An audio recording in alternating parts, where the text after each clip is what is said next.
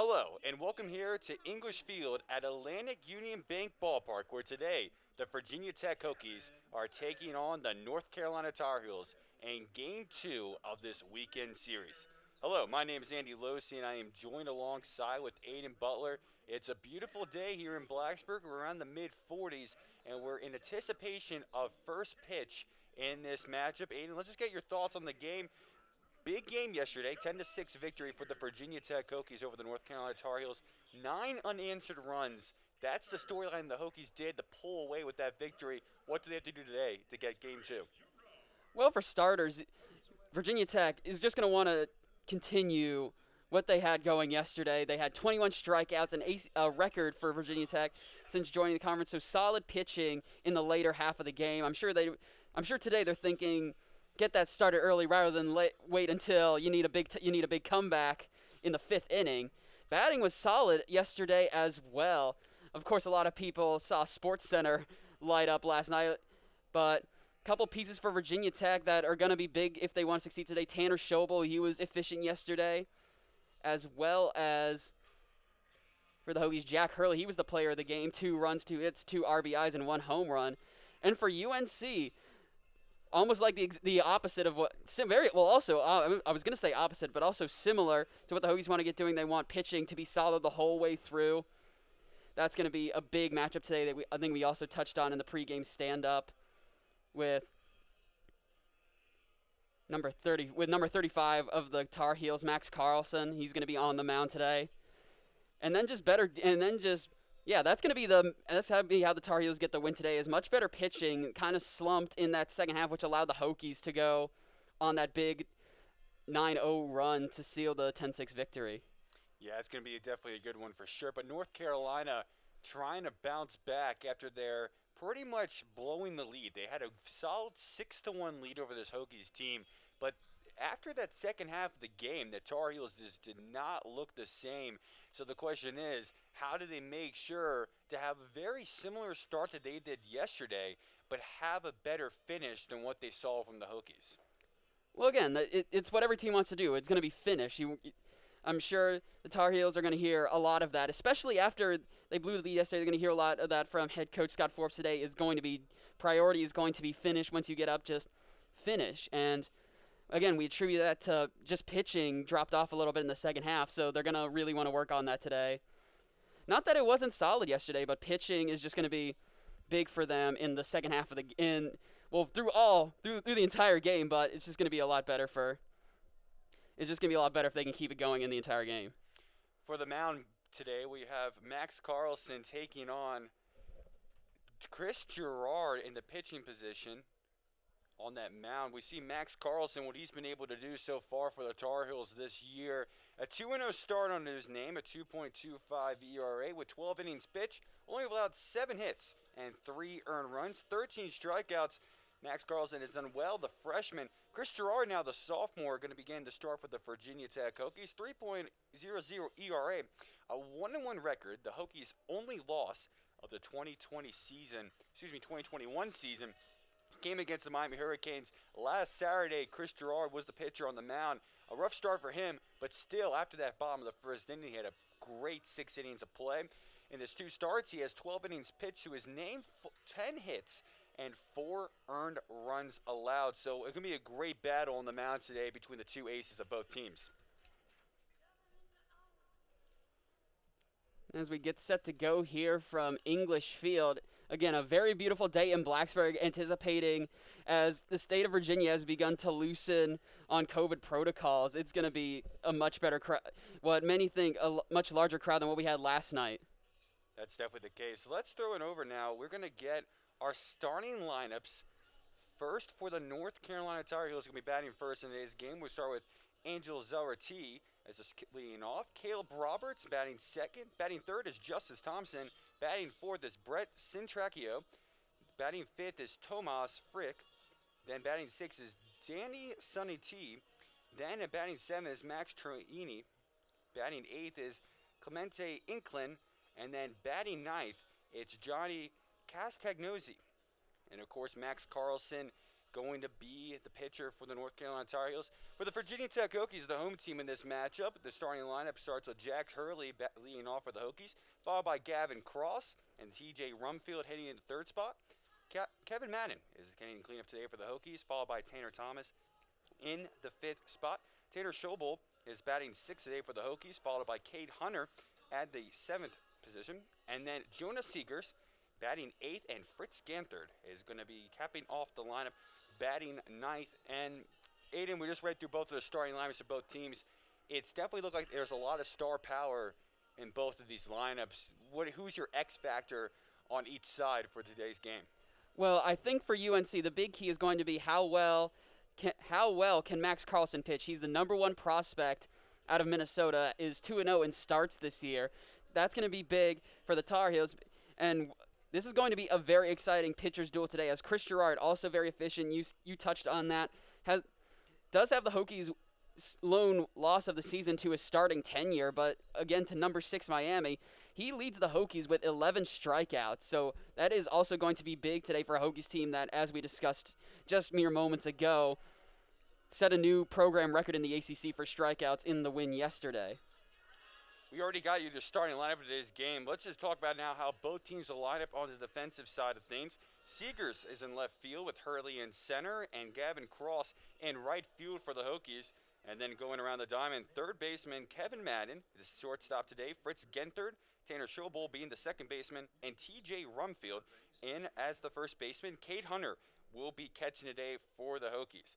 As we look now at the North Carolina Tar Heels, as the managers come to the mound to the plate for their pregame visit for the Tar Heels. It's Zarate at left field, Thompson at center, and Roberts at right field. At third baseman, it's Inklin. At shortstop, it is Sonny T. At second baseman, it is Castanosi. And at first base, it is Sintracchio. Back to be catching for the Tar Heels in the second straight game, it is Frick. And your officials for today, the umpires, head umpire Brandon Henson, first base David Pritchett, second base Blake Felix, and at third base Danny Everett. And you and I were discussing before the game even started, great uniform combo for both teams today. It is. With the Virginia Tech Hokies, they're going to go with the all-white jersey with maroon nameplate across the chest of their jerseys and maroon numbering on the back. In the front of it, though, it is an orange number to represent their number. And for the Tar Heels, they're going to be going with the all-grays on the top and the bottom with the Carolina blue numbering and the nameplate across the side of their chest. Well, that's going to do it here from our pregame show here with 3304 Sports before North Carolina and Virginia Tech get underway here at English Field. We're going to take a break for the national anthem. When we come back, it's first pitch of Game 2 of this weekend series. We'll see you then. Hello, and welcome back here to English Field at Atlantic Union Bank Ballpark. Game 2 is about set to get underway in Blacksburg, Virginia. It's the Virginia Tech Hokies taking on the North Carolina Tar Heels. I'm Andy Loce, joined alongside with Aidan Butler. Chris Gerard on the mound for the Hokies, getting warmed up on the year. Read through his stats. He is 1 of 1 on the year in his 2 games that he has started.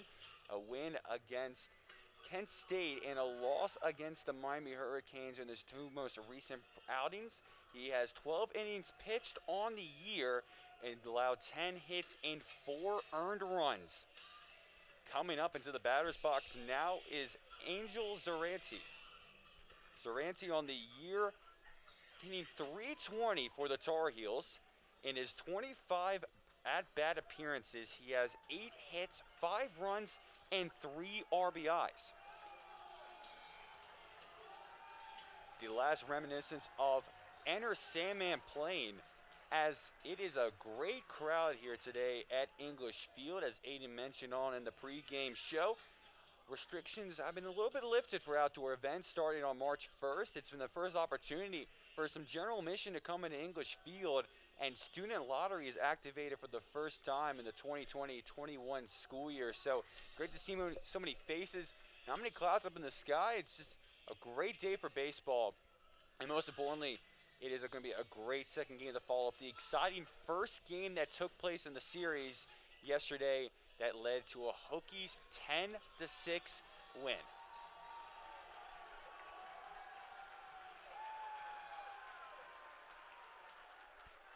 No, Andy, as you listen to that crowd, it is electric here right now at English Field.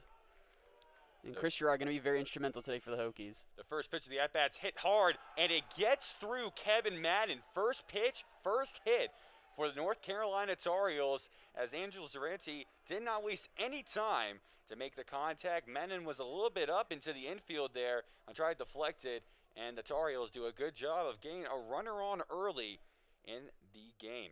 Now Caleb Roberts coming up. He's a lefty batter as well as Zaranti was, and it's a lefty-lefty matchup once again.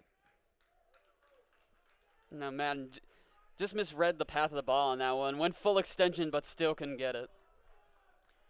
Hokies in a shift now as Genthert has moved on over right behind the second base bag. First pitch of the at-bat for Gerard. He throws it, and it's going to be low and outside for ball number 1. 1-0 count coming as we are underway at English Field. Zaranti on at first base, collecting the first hit of today's game off the first pitch.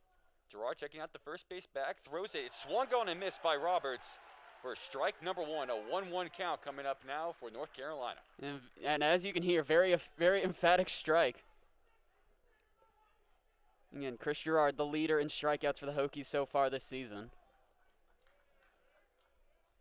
Roberts having his left foot back on that batter's box line. Gerard, the 1-1 pitch. It's low into the dirt for ball number 2. Zaranti does not go on that one.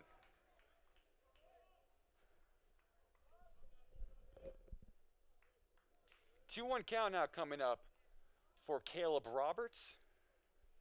Gerard keeping an eye on first base. Here's the pitch. It swung on a miss. It'll be a 2-2 count coming up for Roberts. And how big would an early strikeout be here for the Hokies? Crowd getting into it now. It's a 2-2 count to Caleb Roberts.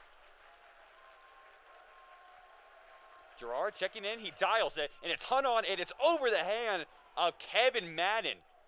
A 2-2 count, another single down that left field line for the North Carolina Tar Heels, and Roberts gets on first.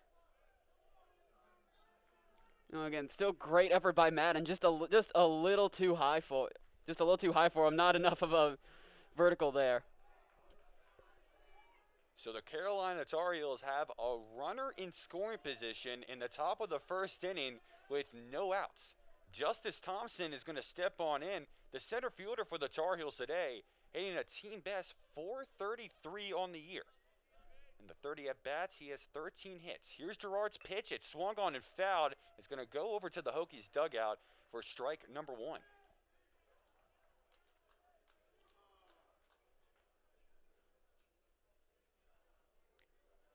Justice Thompson, before he was a Carolina Tar Heel, he was actually at Northwest Florida, where he ended the season with .337 batting average. Great hitter, and he's hitting in the number 3 spot today for the North Carolina Tar Heels. 0-1 count now as Gerard settles in on the mound, takes a look at second, and he fires. The pitch is hit, and it goes out of play. It'll be another foul ball by Justin Thompson, this time down that right field line, and now Thompson in an 0-2 hole. And the Hokies, you're going to want to capitalize on this opportunity here. They had the opportunity early on with Roberts, but couldn't capitalize. Here comes the 0-2 pitch. Gerard settling in. Checks out the runners. Here's the pitch. And it's low into the dirt. It grazes the plate. Good block by Cade Hunter. And a 1-2 count coming up for Thompson.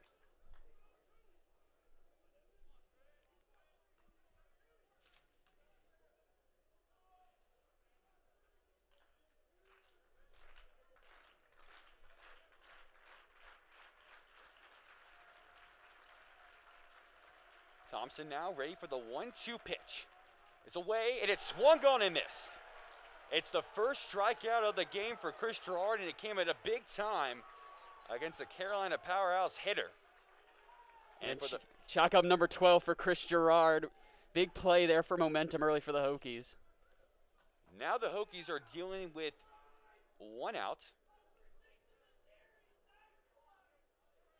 as Brett Centracchio comes into the batter's box for North Carolina. Yesterday he had quite the performance with 3 hits at 4 at-bats. He is hitting cleanup today for the Tar Heels. Still 2 runners on for the Tar Heels as the first pitch of the at-bat goes wide for ball number 1. Zaranti is on at second base for North Carolina as Roberts is on at first still. Both got on with some singles early at the bat, but Thompson just went down swinging for the first out in this game. A 1-2 count now coming up for Centracchio. Gerard checking out the runners. He dials it up, throws, and gets a strike. There's some heat on that one. 84 miles per hour, and it grazed the outside side of the strike zone for strike number 1. So now the count reads 1-1 for this at-bat. North Carolina is in business with the runner in scoring position. Gerard settling in. He fires, and it's low for ball number 2. He could not get it in that zone, and now Centracchio is ahead in the count. Had some heat behind that one, Aidan. 91 miles per hour. Just couldn't find the zone. No, and you can see the UNC players are feeling it. They got a little embarrassed yesterday by the Hokies. Here's the pitch, and it swung on and missed. Centracchio went for the low stuff, and now it's 2 balls and 2 strikes.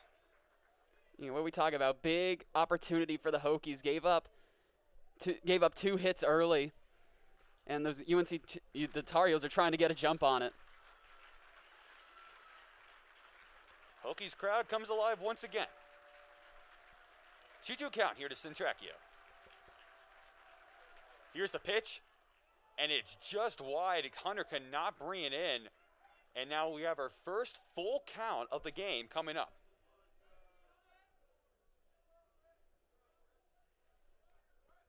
Gerard has already thrown 15 pitches in this one, 9 of which have been strikes.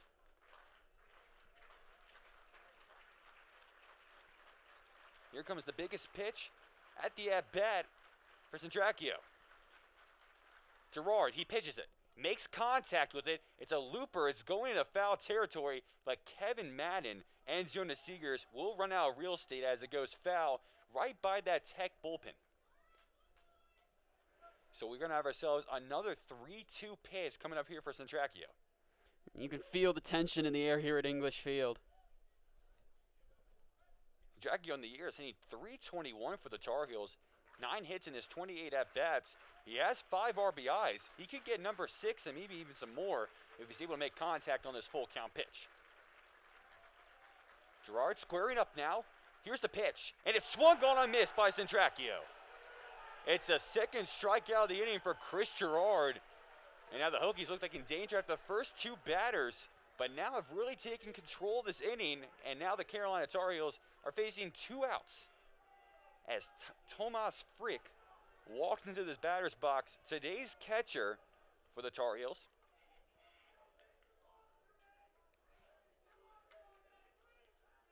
He went 1 of 3 yesterday for the Tar Heels. He also had a walk but went down swinging twice. Here's the first pitch of the at-bat for Gerard, right over the plate for strike number 1. Now, as you touched on, Andy, the Hokies riding high after the big win last night over number 25 North Carolina. UNC got 2 hits early on, but the Hokies, and more specifically Chris Gerard, really settled in here. It's the 0-1 count now from Gerard over to Frick. It swung on foul tipped, and strike number 2 coming up. Here's joined as it is a 0-0 ball game between the Tar Heels and the Hokies. Tar Heels have 2 runners on. Zaranti and Roberts singled to start the inning for the Tar Heels, but they have not advanced since. And Gerard has dealt 2 strikeouts, and he's ahead on the count now to Frick with a 0-2 count.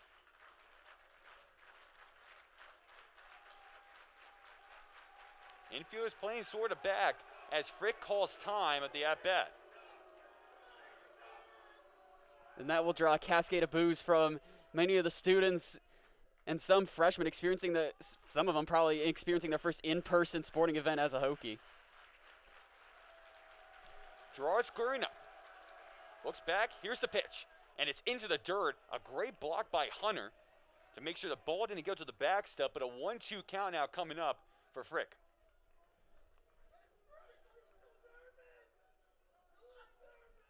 And Chris Gerard, he can put the top of this first inning away here. If he can. In this at-bat.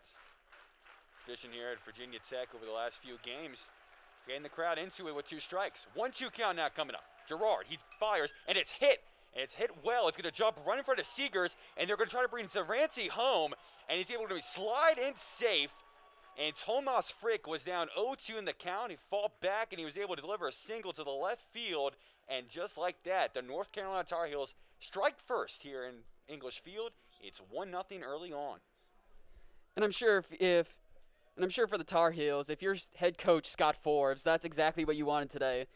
You know, the Hokies have a lot of momentum coming off the series win over number 6 Miami. Took the first game of the series last night. That's exactly what you want for your Tar Heel. Zaranti coming up now for the North Carolina Tar Heels as it's another RBI for Frick on the year. That moves Caleb Roberts over to second base, and now Frick on at first. Zaranti called for some time, and now we're ready to get the at-bat going between Gerard and Zaranti.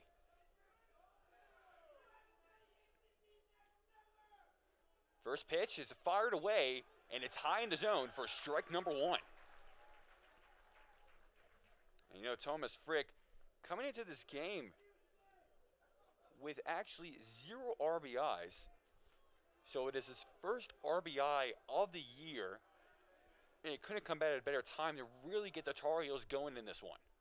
0-1 pitch here from Gerard. It's hit on high, and it's going to be trying to make a play here from Rumfield. He doesn't have the time to get there, though, and it goes foul, but strike number 2. So Gerard has worked it now to another 0-2 count with 2 outs.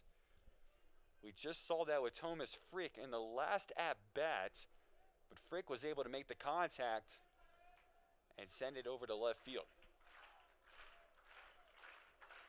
Can Gerard get the inning done this time?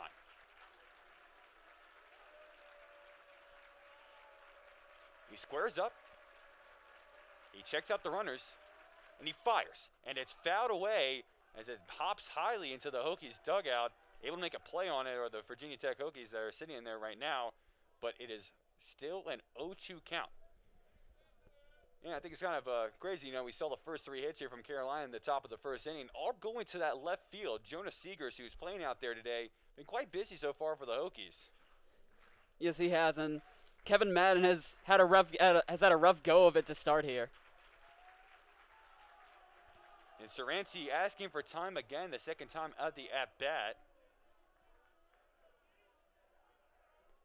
But he has an opportunity now to really open up the door in this matchup in the top of the first inning.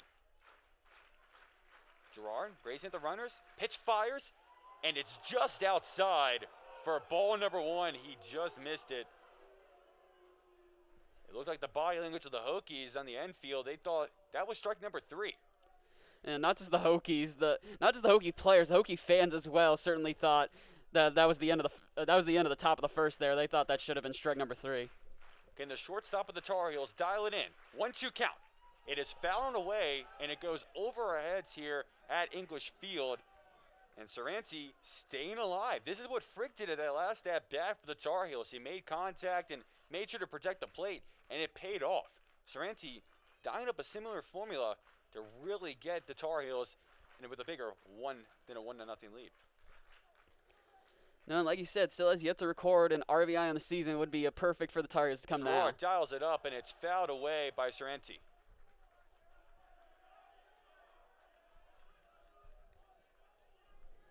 Multiple foul balls in this at-bat.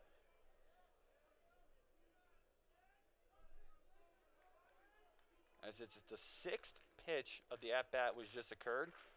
And number 7 now dialing up here on this 1-2 at-bat. Gerard, he fires, and it's fouled away. It's going to stay fair. It's a low hopper to Gerard. He's going to make a play on it fast, and he does. He dials it over there to the first base, and Rumfield makes sure to take care of it. And that is the end of the top of the first inning.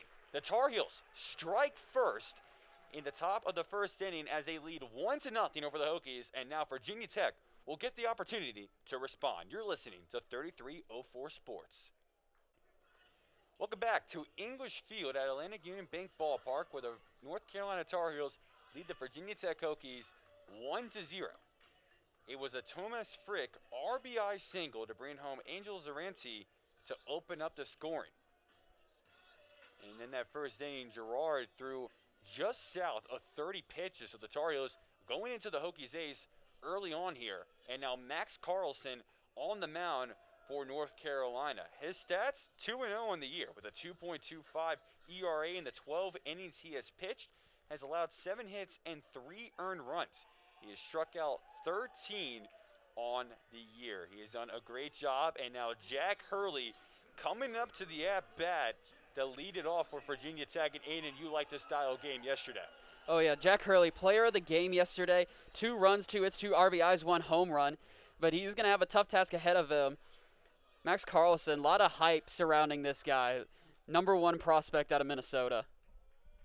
So Jack Hurley going to get things going here for the Virginia Tech Hokies on the offensive side, as Carlson's first pitch of the at-bat, end of the game for him, goes right down the middle for strike number 1, 91 miles per hour on that fastball. And Carlson, they said he throws usually 88 to 91. He can reach 92. Here's the pitch from Carlson as it's lined down that right field line. Almost at the first base coach of the Virginia Tech Hokies. But just like that, it's an 0-2 count going up against Jack Hurley. You mentioned the stats just there for Hurley. He did go down swinging twice in the 2 outs that he occurred. Here's the 0-2 pitch. It swung on and right to the third baseman, and taking care of that one is Inklin.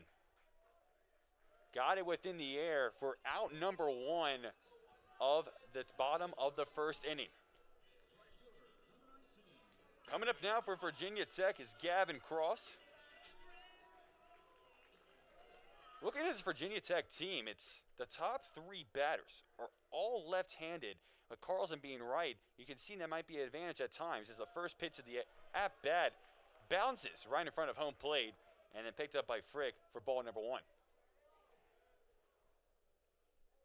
Cross yesterday, 3 of 5, a great performance from him, and as he swings on the 1-0 pitch and it's fouled away. 1-1 count. He had 1 RBI in the game, 2 doubles, and 1 at bat. He went down swinging for 1 strikeout. 1-1 pitch here from Carlson. Pitches away, and it's fouled away again by Cross. He was early on it again, and now a 1-2 at count coming up for Cross.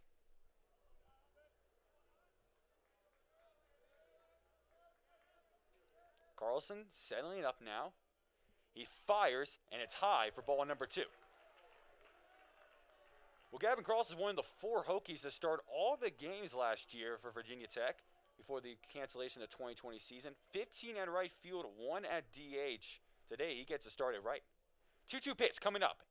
He's had a fairly reasonable start to this season, too, as he's tied for first in the Hokies, tied with Kevin Madden for multiple games with 3, and also currently leads the Hokies in multiple RBI games. It was a 2-2 pitch that went inside for ball number 3, and now Carlson stepping it back up for the full count.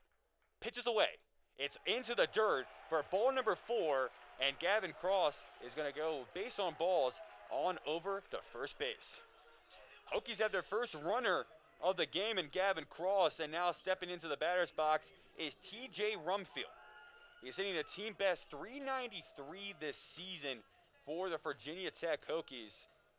And in yesterday's game, he went 2 of 4 with 1 RBI. He was walked once as well, just heading south at that 400 mark. Another Hokie leader, Nifty owns the longest hitting streak for the Hokies with 5. So here's the first pitch of the at-bat. It's away, and it's fouled off into the backstop for strike number 1. Actually more into the netting right there.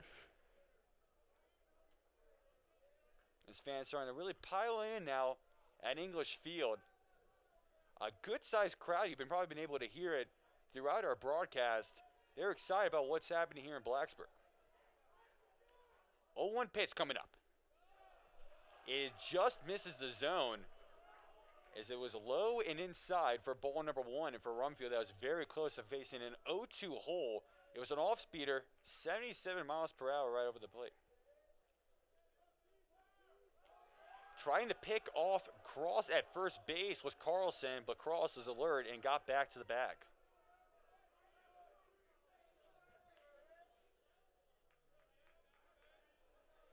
1-1 pitch coming up now for Rumfield.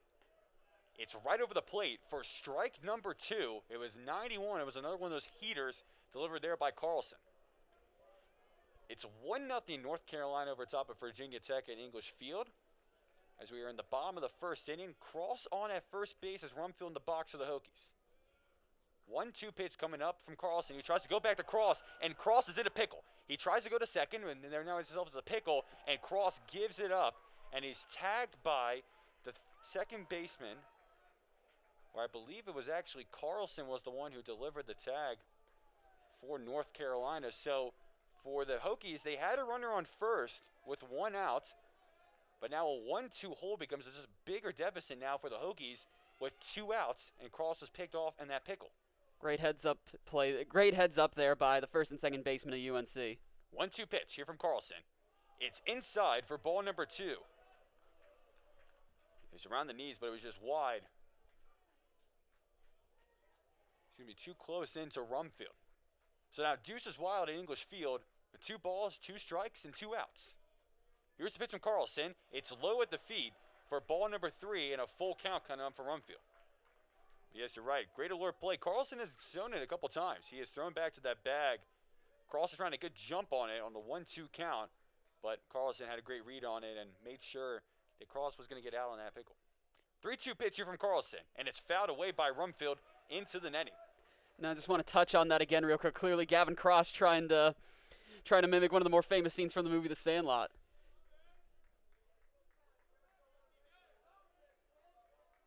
The 7th pitch of the at-bat coming up from Rumfield versus Carlson. Carlson winds up, delivers, and it's just wide of the zone for ball number 4.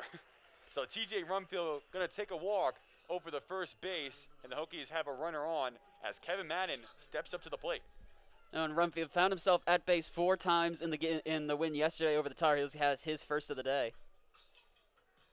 The first right-handed batter of today's game for Virginia Tech enters the box, and Kevin Madden just hitting under 300 for the Hokies this year.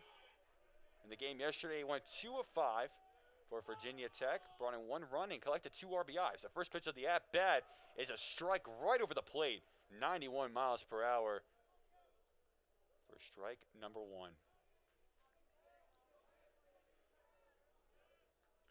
The infield in their normal positions on this one. No shift, unlike the ones we've seen from the left-handed batters that have stepped in for the Hokies. 0-1 pitch here as Madden's going to swing on it, and it's fouled down the right field line and goes out of play.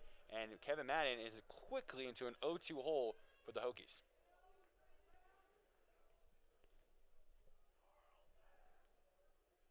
The Hokies not in a very desirable position here.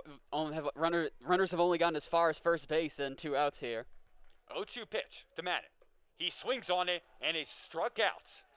It's Carlson's first strikeout of the game, as it is one that will end the first inning. The Tar Heels still on top of the Hokies, 1-0 here at English Field. When we come back, top of the second, and the Tar Heels look to extend their lead.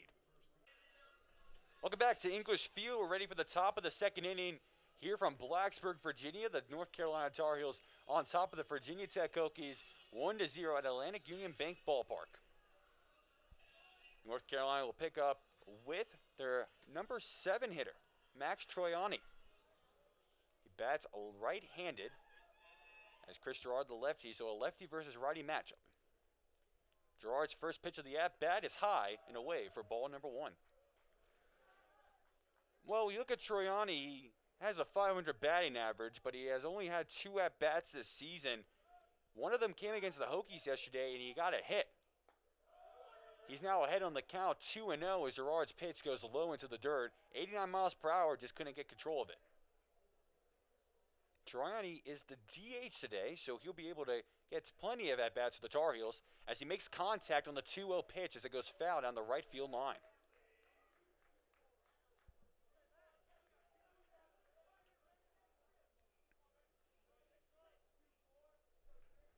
Zaranti steps back in now. Came from Bentley University. Back in the 2018 season, he batted .351, and in 2019, he batted .538. The 2-1 pitch goes right over the plate in the zone for strike number 2 and a 2-2 count coming up for Troiani.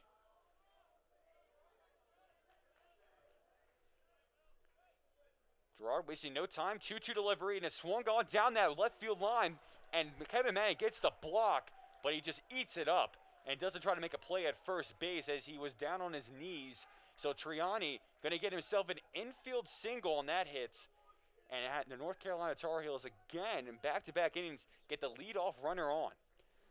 And Madden's had a tough start thus far. Missed on 2 high balls early at the top of the first inning and dropped that one there and also struck out at the bottom of the first. Now bring on Clemente Inclin. He was at third base today. He had a great catch to get the first out of the game.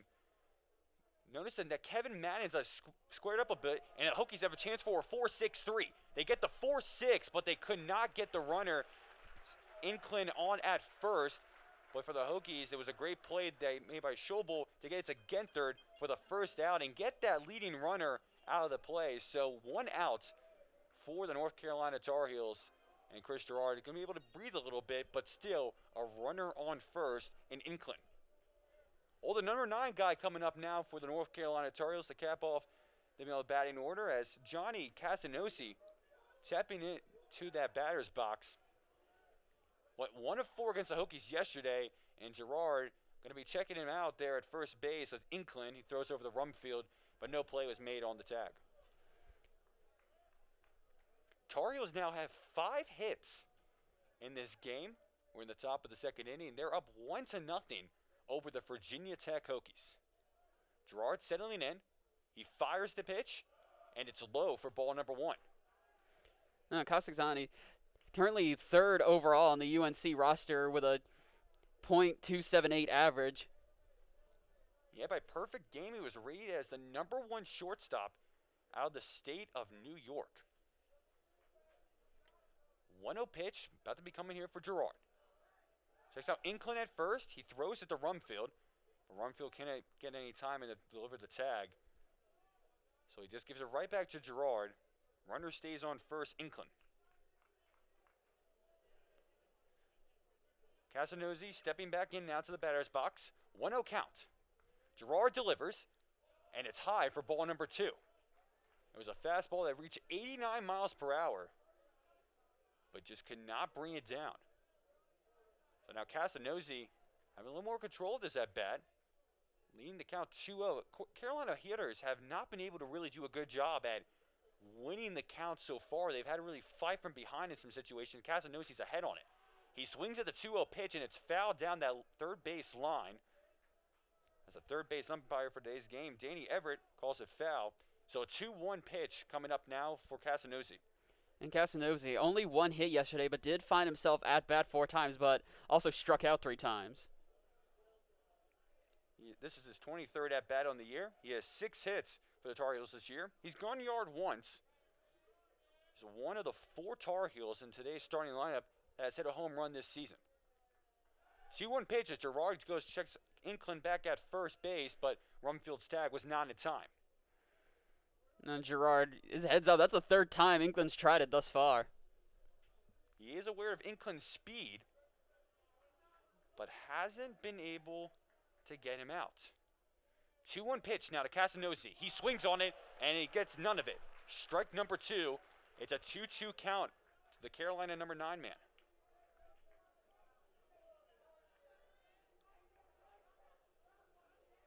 Casanosi with 9 strikeouts this year. Him and Thompson have similar totals coming into this game with 9 strikeouts each. It's tied for the most in the day's lineup. It's a 2-2 pitch. Just swung on and away and misses it all for strike number 3. It's another strikeout for Chris Gerard. And Casanosi was his 10th strikeout of the year. It's a big one for the Hokies. as now number 2 brings back on Zaranti. Zaranti was able to get things going for North Carolina. He got a hit on the first pitch of the game off Gerard. Went in between Madden and Genthard of the Hokies. And he actually was able to score later on with a Frick RBI. Before Gerard gets the first pitch at the at-bat, he checks on Inclin again at first base. The tag was not put down in time by Rumfield.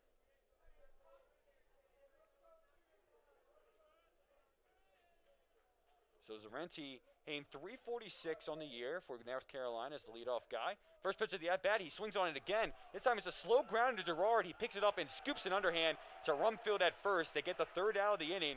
So no damage done from the North Carolina Tar Heels in the top of the second. And we remain at the score 1-0, North Carolina over Virginia Tech. You're listening to 3304 Sports.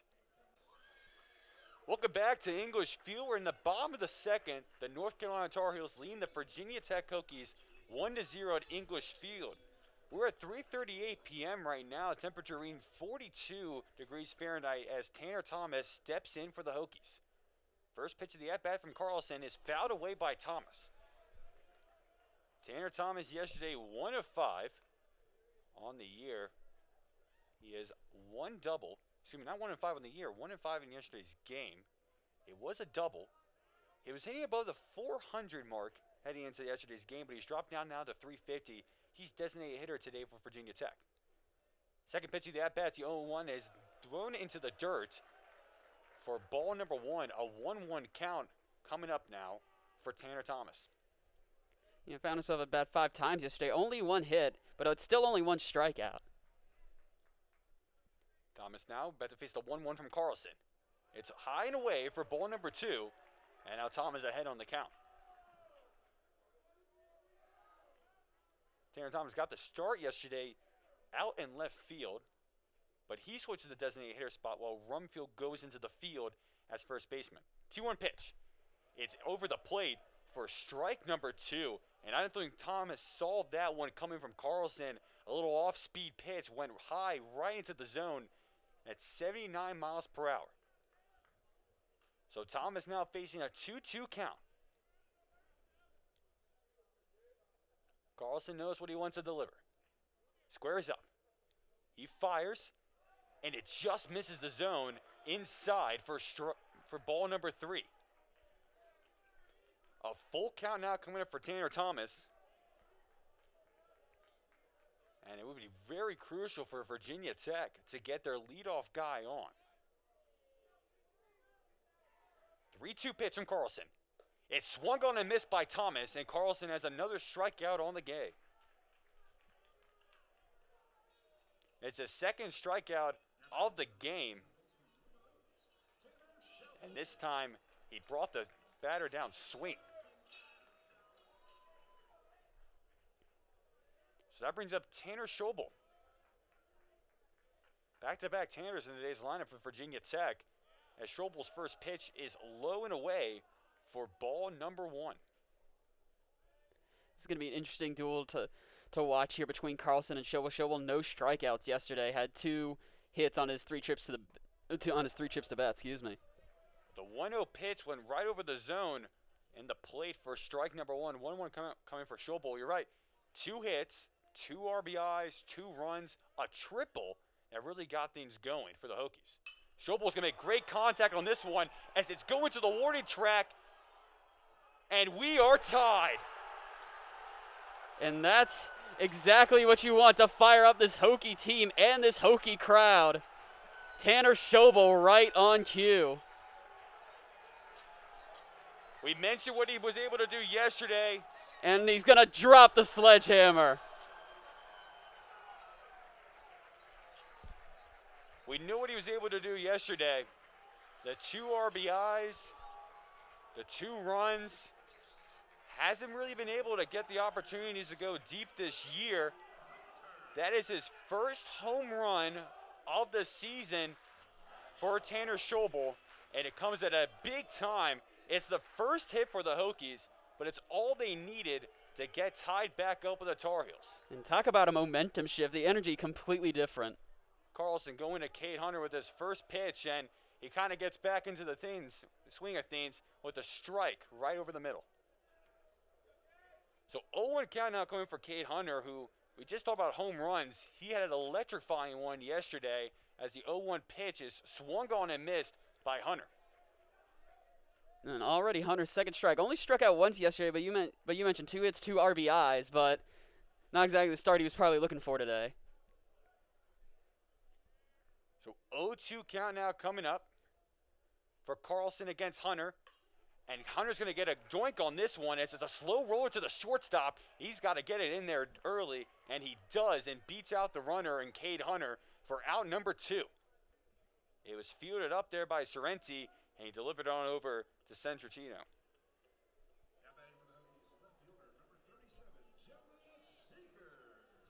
Jonah Seeger is now coming up for Virginia Tech.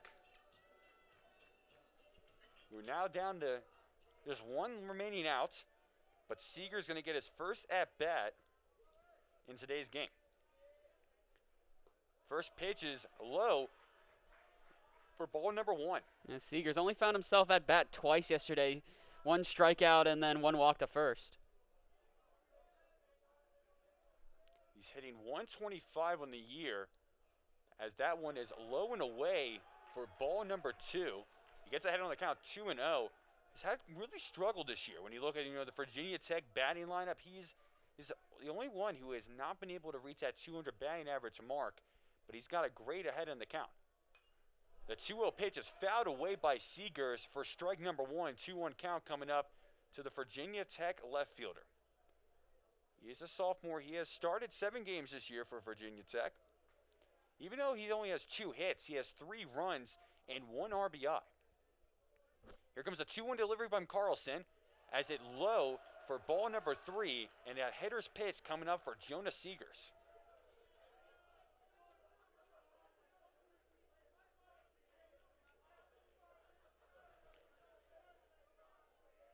Carlson getting ready for the 3-1 pitch. It is held back by Seegers, and it was a great eye as it's ball number 4, and Seegers takes a base on ball as it's his second of the weekend. The number 9 guy coming up now for Virginia Tech, Fritz Genthert, the shortstop. Hitting 200 on the year for Virginia Tech, 5 hits and 25 at-bats. In yesterday's game, he had a hit in one of his 4 at-bat appearances. And the freshman from Kingston, New York. Genthert staying now in as he watches the first pitch as it bounces well in front of the home plate. It was a great block there by Frick, and now the count reads 1-0. So for Virginia Tech, you would say the score is 1-1, which is where we're at right now, but the offense all the way through, only 1 hit. Carlson tries to pick off Seegers at first, but the tag was not in time. Great recognition there by Carlson. Seeger still managed to get back, but just nick a time. 1-0 count now here to Genthert. Carlson went back to first base. That one was closer than the most previous one. As Seegers was able to slide right on in and stay safe. David Pritchett calls it safe. So now we're going to try to get back in the count. It's 1-0 here as Genthert shows bunt with 2 outs. He dials it down to first base. It's got to be an interesting one as Genthert tries to hurl the first baseman and Centratino, and he is out at the play. It was a big play made there by the Tar Heels as it was a grounder over the first base. Centratino got it and tried to deliver the tag to Genthert by himself. Genthert's a little slow to get up. He went airborne on that collision. Genthert is now back out to his feet. It is the bottom of the inning, and that's how we will end things off. It is 1-1 between the North Carolina Tar Heels and the Virginia Tech Hokies. You're listening to 3304 Sports. Welcome back to English Field. Let's revisit that last outs in the bottom of the second inning as Centratino got the fielding off the bunt from Genthert.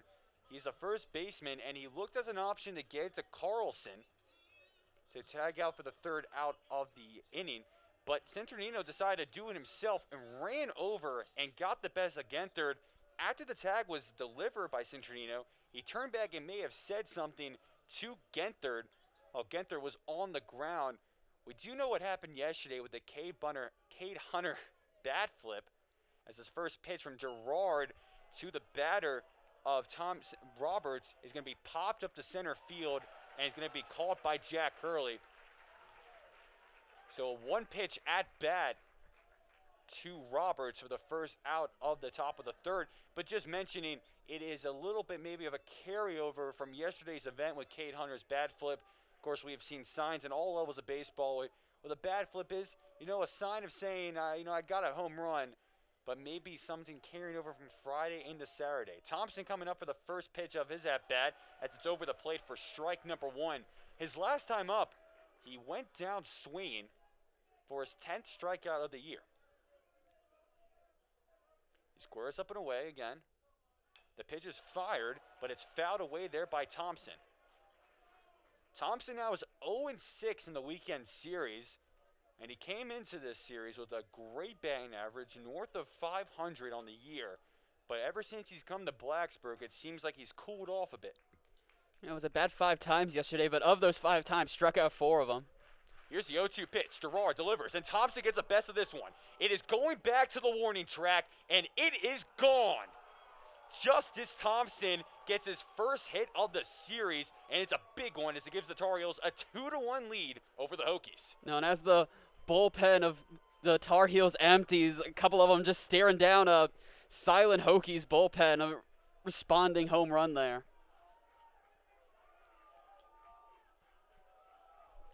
Well, you want to say it might have to do something with the broadcaster, Jinx, but hey, it turned out to be something about how he wasn't performing at that level, and he steps right back in there again. That is the power of Justice Thompson and what he is able to do. It's his 3rd home run of the year as the first pitch to Centrigino is over the zone for strike number 1. So the Tar Heels bounce right back, and they lead 2-1 over Virginia Tech. Here's the second pitch, and it's hit by Centrigino, but luckily he was in the gap for Schobel, but could not get a glove on it. They were shifted to maybe help prevent Centrigino to get past that second baseman. They did. It didn't get anything on it, and Centrigino is on at first base for a single. So the Tar Heels get a home run from Thompson, and Centrigino keeps the energy going for North Carolina as he gets a single. There is 1 out in this inning. North Carolina up 2-1 over Virginia Tech as Tomas Frick steps up to the batter's box. Now his second time at bat today, and look back to the first inning, had an RBI. He gave UNC the early 1-0 lead. He swings on the first pitch as it's low and away for strike number 1. Yeah, it was a 2-out RBI single that gave the North Carolina Tar Heels that 1-0 lead that was taken away from them with a Tanner Schobel home run, but Justice Thompson sets a lead back for North Carolina. The 0-1 pitch is low and away, but Frick went to chase for it again, and now it's an 0-2 count for the catcher of the Tar Heels.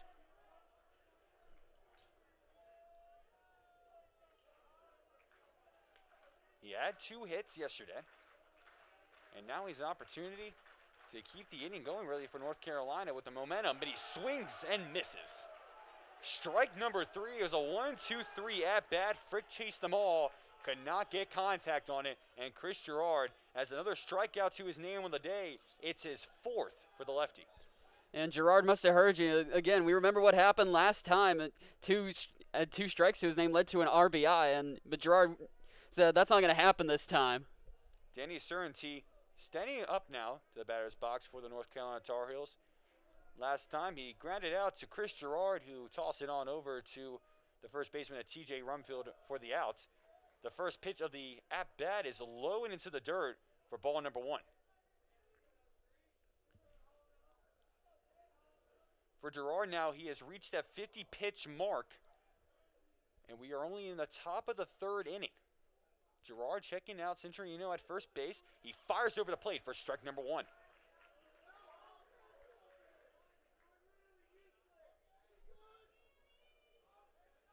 So Gerard settling in now. It's a 1-1 count.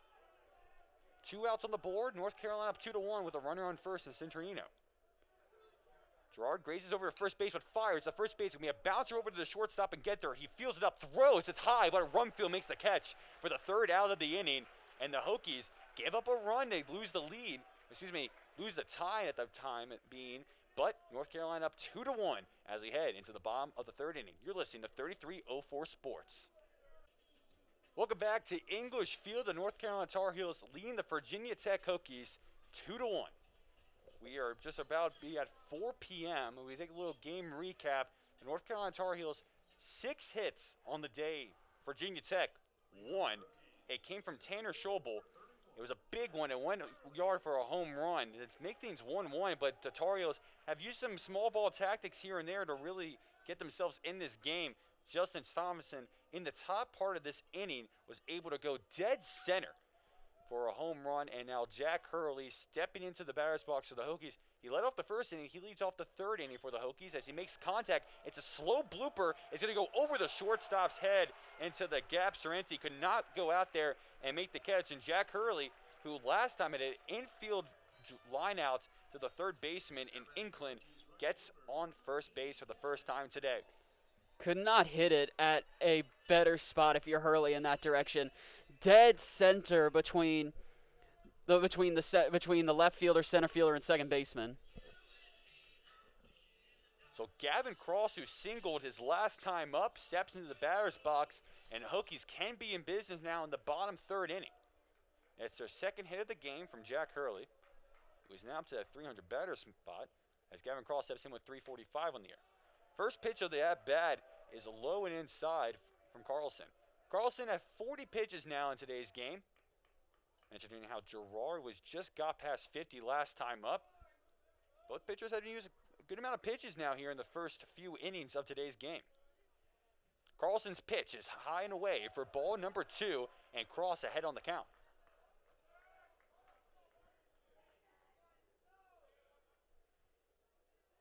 Apologies on that one. It was actually a Gavin Cross walk the first time up. He actually was not had a single in this game, as Carlson goes over the first base and possibly tags out Hurley, but the tag was not delivered in time.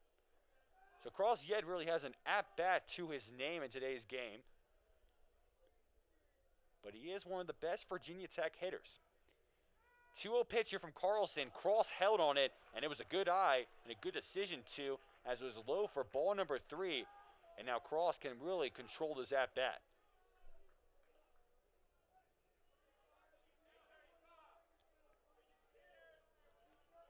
So Carlson setting in now, checking out first base to Jack Hurley, and thinks about firing. He does. It's in the zone for strike number 1. Cross did not want to go on that one. Kind of a unwritten baseball rule of 3-0 in the count. You got to hold back. You don't really go for an opportunity to hit it hard or try to go for the fences with that one. You just want to make sure you can get on base with what you have.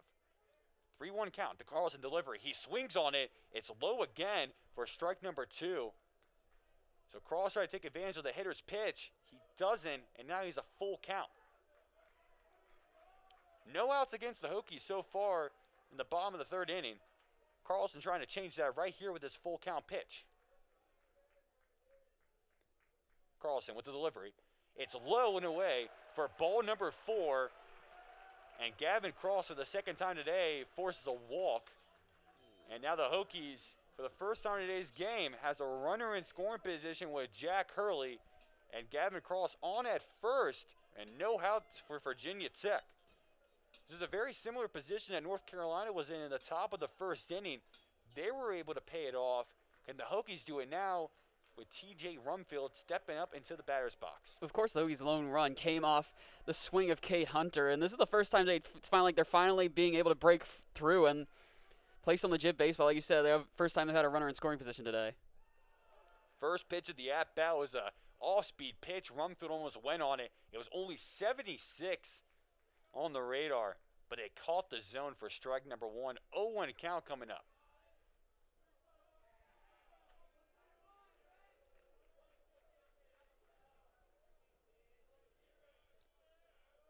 Rumfield getting ready. Carlson going to deliver the pitch, and it's fouled away from Rumfield. Infielders playing off their bags at first and second base. There seems to be a little bit of a shift going on right now for the North Carolina Tar Heels, as Zaranti has position him over to the right side of second base. Castagnozzi dropping back a bit on that second base position, but is only inclined on the left side of the infield for North Carolina at this at-bat.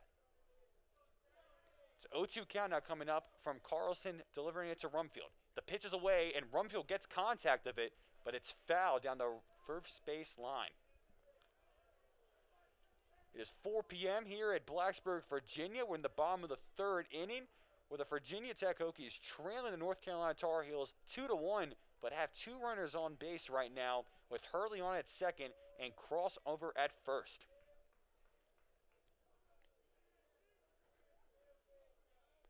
Carlson with a 0-2 lead in this at-bat against Rumfield as the pitch is away, and it's hit on well from Rumfield.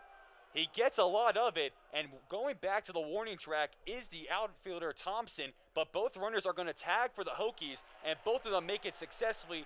From second to third goes Hurley, and from first to second goes Cross, and now the Hokies with 1 out have 2 runners in scoring position.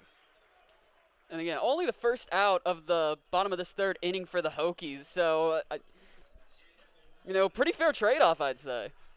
It was. I mean, Rumfield almost got on all of it. He probably got about 370 of that, but not enough to clear that center field wall. But to really position your players now with Kevin Madden coming up is going to be a good idea. And Kevin Madden, big opportunity to respond here. Has had a rough day on the defensive side. Found himself as going to be his second time at bat today, and the first and his only trip at bat he struck out. The umpires are coming to gather up right now. They're going to be talking about something. This might have to do with the tagging of Cross and Hurley. They're just going to make sure to see that they didn't leave their bags early on this one. And so the officials are going to get a time to look at the monitor. So we're going to have our first ACC official booth review as they're going to head back into the North Carolina dugout where the monitor is. And this could be a huge changing point, Aidan. If both runners did not tag up, well, they went to go check on both bags, I believe. But if they had both left early, they would both be out at the end of the inning. A pretty rare triple play in that situation. But it'll be a costly error for the Hokies, who really have something going for them in the bottom of the third. And no, even if you get it, even with the out there, that was a big momentum swing for the Hokies that after a huge home run at the bottom of the second inning, North Carolina came back and responded quickly. And the crowd got back into it after that hit. So, yes, very big play for momentum here. So 2 of the officials have headed on back, one of them being Brendan Henson, the home plate umpire for today's game. I believe the second base umpire, Blake Felix. They have yet to really come out as they're going to be taking a good time to look at this decision as Carlson is going to keep himself warm on the mound. Carolina did make sure to check on it. You always want to. And the first baseman umpire, David Pritchett, did say when Carolina tried to do it, they said that he was safe. But another look at it will be crucial. If you're just tuning into us here at 3304 Sports, it's the bottom of the third inning as the North Carolina Tar Heels leading the Virginia Tech Hokies 2-1 at English Field. We're in an ACC official booth review. After T.J. Rumfield flied out to center field, the runners Jack Hurley and Gavin Cross both advanced bases, but now the officials are going to take a look at it and see what they think. Did they leave on time or did they not? The officials are now back out of the review, and our umpire will say he's safe. Did not leave early. It was Gavin Cross, the guy they were checking up on.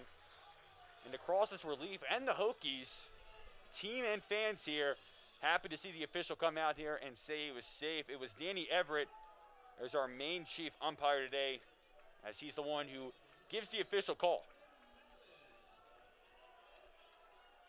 So Kevin Madden will get to make his second trip at bat today for the Hokies. 2 times to hear the theme music, your walk-up song. It's maybe have double the power here for Kevin Madden. 2 runners in scoring position for Kevin Madden with 1 out against the Hokies. First pitch of the at-bat is swung on and hits. It's going to go right out to left field as it goes off the wall. Hokies are going to bring in 1 run. They're sending 2. It's going to be a play at the plate as he slides in. Cross is safe. Hurley and Cross are safe for the Virginia Tech Hokies. The 2 RBIs give themselves a 3-2 lead in English Field. And you see right there how huge a review that was, as it gives the Hokies back the advantage. And Kevin Madden also put himself in great position on second base. Yeah, Kevin Madden paying through for the Virginia Tech Hokies. 2 huge RBIs and a perfect response to North Carolina retaking their lead in the top of the 3rd inning. And with only 1 out, the Hokies can still do some damage. But Kevin Madden, with the hit of the game so far, for either side, the cleanup guy delivers for Virginia Tech. Tanner Thomas now stepping in for the Hokies. Went 0-1 in his first at-bat of the game. He swings on this first pitch. He gets under it. It's going to be short out to right field as the right fielder Roberts comes on in for the Carolina Tar Heels. It was around the Virginia Tech logo that's out there at dead center, so a little bit confusion, but they figured it out amongst themselves. And now, speaking about big hits, Tanner Schobel coming on in for the Virginia Tech Hokies into the batter's box. He had a home run in the 2nd inning that made it 1-1 between the North Carolina Tar Heels and the Virginia Tech Hokies. His first home run of the year. It got really the offense going in this matchup, improvement of both sides, but for Virginia Tech, they've really hit into high gear now. 2 outs against the Hokies. First pitch of the at-bat is outside for ball number 1.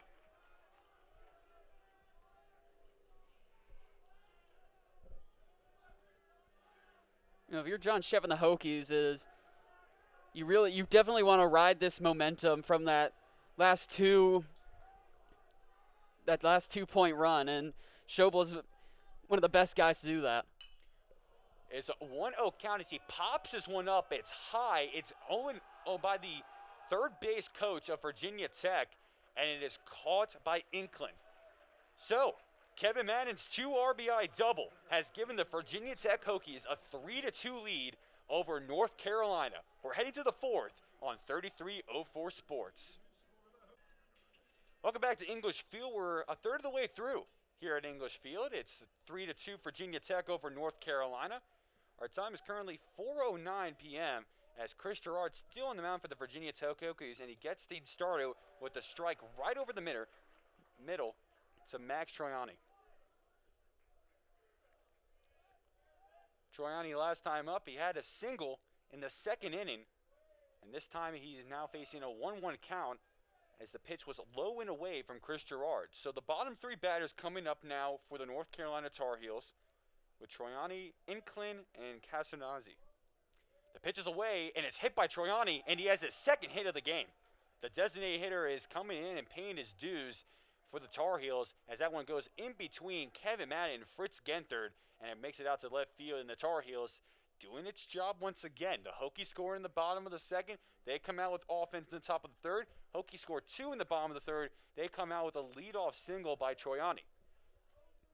No, both teams have done a great job today answering one another. We talked about maybe a little bit of chippiness, maybe a little disdain between the 2 teams with the Kate Hunter bat flip yesterday. They're out here competing at a high level. Gerard checking up on the first base, and Zaranti slides on in. No tag delivered there by Rumfield.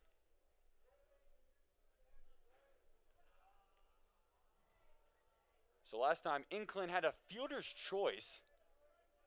It was a grounder out to Schobel, who pitched it on over to Genthard to get Troiani out. He was safe as first, as the first pitch of the at-bat is into the dirt for ball number 1. So he went over and he was safe at first in the top of the 2nd. But now we're in the top of the 4th, and Inkland has a 1-0 count. Gerard looking over that first base again. The pitch is away, and it's hit. It's fouled up. There's a pop under it, but it's not going to be enough there for Jonah Seeger to go get it as it goes out into the Virginia Tech bullpen. Speaking of the bullpen, not much activity from either side right now. Looks like both teams are going to stick with their starting pitchers in this one. Both have been very good this year, really keeping the runs low, and it is pretty low right now, 3-2 in the top of the 4th. Gerard goes and checks back up on Troiani at first base, but no tag delivered by Rumfield. It was really the second half of the game that Virginia Tech got going, And now they've really found their stride in the first half of the game, for sure. Can North Carolina find a similar breakthrough, though, in this one? The 1-1 pitch is over the zone there for strike number 2, and now a 1-2 count coming up against Inclin. And I like to touch on that. We talked all pregame. We said like both teams got in rhythm at different points of the game, and both coaches and both teams want to get that rhythm early and sustain it. 1-2 pitch coming here from Gerard. It's away, and it's fouled on away. It's actually in the backstop, and it's at strike number 3. He did not get any contact on that one. I thought he may have gotten a little bit of it, but it was actually a bounce off of Cade Hunter, which is why it went back out into play. So that is a strikeout for Chris Gerard. It's his 5th of the game, and it's out number 1. And the students that arrived chanting the left right as he makes his way back to the dugout. Johnny Casanozzi coming on in now for North Carolina, the number 9 batter for the Tar Heels in today's game. He went down swinging in the 2nd inning. First pitch from Gerard, and he swings on this one. It is strike number 1 going against the second baseman of the North Carolina Tar Heels today. 1 out against the Tar Heels so far in this one. As we're in the top of the 4th inning. Look in the hits in today's game. Tar Heels with 7 hits, the Hokies with 3. But it's the Hokies with the 1-run lead so far. Gerard checking out Troiani at first base, and he delivers the pitch, and it's swung on and missed by Casanozzi. With that strikeout in the top of the 2nd inning, it turned out to be his 10th strikeout of the season. Tied with the most among the Tar Heels, Justin Thompson, who hit the home run in the top of the 3rd, has 10 to his name as well. Gerard heading the count now. It's an 0-2 pitch. He fires it away, and it's into the dirt as it's blocked by Hunter, and Hunter loses sight of it for a second. So Troiani takes advantage of it and slides in the second. And the Tar Heels have a runner in scoring position now with a 1-2 count coming up to Casanozzi. Yeah, a little mistake there for the Hokies. Hunter just couldn't corral it, and yeah, now the Tar Heels have a man in scoring position. But still, it's still 3 strikes here for Casanozzi. Gerard maybe looking to get his 18th strikeout of the season. Gerard's going to be dialed in now as the pitch is away, and it is low and outside for ball number 2. Couldn't get a handle on that one was Cade Hunter. So it was an 0-2 deficit now here for Casanozzi. Works it back now to that 2-2 count, and it really changes the at-bat. You know, the runner going from first to second. You think to yourself, maybe a ground ball ends the inning, and now I got to put my focus right back here on the batter. 2-2 count coming now as Casanozzi calls for some time to think it over a bit.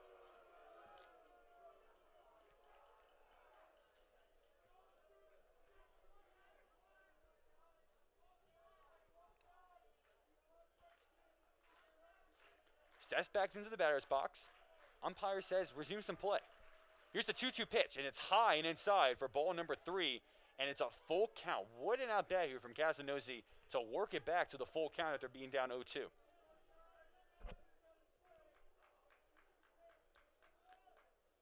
The Tar Heels can get 2 runners on here. Casanozzi is able to really come back in this count. Gerard dialing in. His pitch, 65 of the game, getting ready. It is in the zone for strike number 3, and he gets Casanozzi looking. 6 strikeout of the day for Gerard, 18th on the season. And Gerard's allowed 7 hits, but the 6 strikeouts have been huge to his name. That is a huge one to make it 2 outs in the inning. So back to the top of the order for the North Carolina Tar Heels in the top of the 4th inning. It's Angel Zaranti checking into the batter's box now. He has a single in the 1st inning, but in the top of the 2nd, he had to ground out to Chris Gerard. The first pitch of the at-bat goes right over the plate. For strike number 1 was off-speed pitch, and it's only 77 miles per hour. The Tar Heels have a runner in scoring position, though. Troiani is on at second base.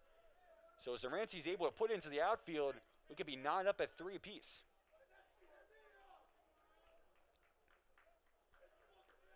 0-1 count now. Gerard with the pitch. It's hit on by Zaranti, and it's going to be a blooper, and it's going to hit the Virginia Tech logo. They're going to send the runner Troiani home from second, and the Tar Heels have knotted it back up at 3 apiece. Zaranti had a single in the first. This time, he has an RBI single in the top of the fourth, and the North Carolina Tar Heels back in business, being tied with Virginia Tech. And we were curious how the Tar Heels would respond after the Hokies took that 2-run lead at the bottom of the third, and they get that answer there, tying it up at 3 apiece.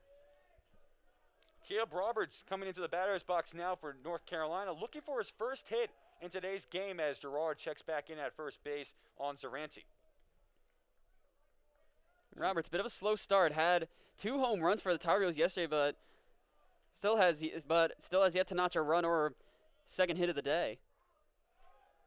Gerard checking back in on Rumfield at first place. Yeah, that's my apology, actually. He did have a single in the top of the first inning. He popped out to center field Jack Hurley in the top of the third inning. And for the Virginia Tech Hokies, you're really thinking you need to get this out right now. With that man on deck in Justice Thompson, as Gerard checking back in on Angel Zaranti.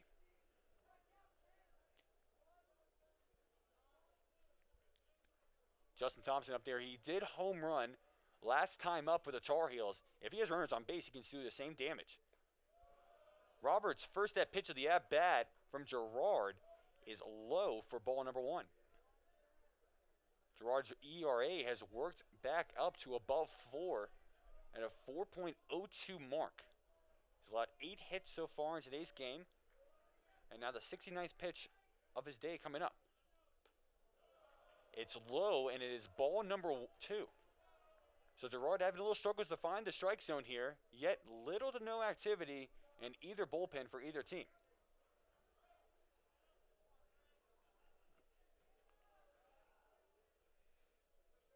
Gerard settling in now, the 2-0 delivery. It's over the plate for strike number 1. And Aidan, you're going to notice something here in the next few minutes or so. These shadows are going to start creeping in. The sun's setting behind us here at English Field, behind the first base line. So an opportunity maybe going to cause some shadows and maybe some confusion between pitches and everything for quite some time. Gerard's 2-1 pitch is going to hit Caleb Roberts. And for the first time in today's game, we have a hit by pitch. And Roberts jogs up to first base. And this brings on Justice Thompson. And Thompson had that RBI the RBI during the first inning for the Tar Heels to give them an early 1-0 advantage. Some discussion amongst the Hokies here. Right, we're going to get a little pause in the action here, but 2 outs remaining in the top of the 4th inning. So pitching coach comes on out now for Virginia Tech. It's Ryan Fetchu.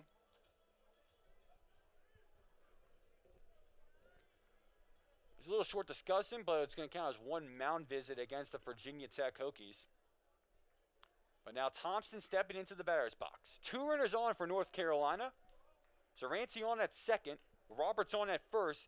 Thompson, he has struck out in today's game in the top of the first inning. And in the last inning, he hit a home run. First pitch of the at-bat, he watches that one as it goes in the zone for strike number 1. Very big, another big momentum situation here. Tars, you got 1 man on first, 1 man in scoring position, but also 2 outs. Yeah, these are the really good moments of how the ball game is played out, Aidan. And Thompson now down to 0-1 hole. He swings on the second pitch as a slow blooper to third base, and Kevin Madden makes the smart play, grounds it, and touches third, and that ends the top of the 4th inning. So the Hokies survive a big scare in the top of the 4th inning, but the Tar Heels do not back up at 3 apiece. When we come back, it'll be the bottom of the 4th inning between the Hokies and the Tar Heels. You're listening to 3304 Sports. Welcome back to English Field. It's the bottom of the 4th inning. We're not up at 3 apiece between the Tar Heels and the Hokies. We've seen some runs happen in the previous 4 half innings. Can we make it 5 and the Hokies get back on top? Similar to what the Tar Heels had, the Virginia Tech Hokies will have the bottom 3 due up in the bottom of the 4th inning. Cade Hunter leading the way, the catcher for the Virginia Tech Hokies. Last time out, he had a grounder over to the shortstop, Zaranti, who threw it on over to Centradino.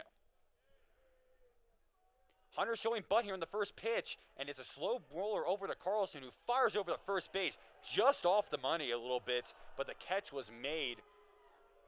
And very close call, but still very good call there by the first baseman David Pritchett. Hokies may disagree, but I think that was a good call there.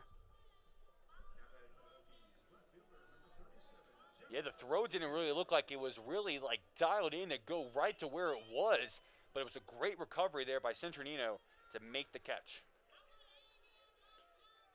So, Kate Hunter tried to be aggressive with a bunt, did not pay off, so 1 out against the Hokies as Jonah Seeger steps up into the batter's box. Throws the first pitch as it's wide for ball number 1.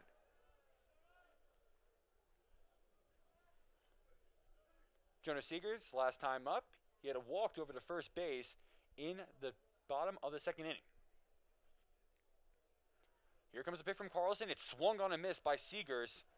And now the count reads 1-1.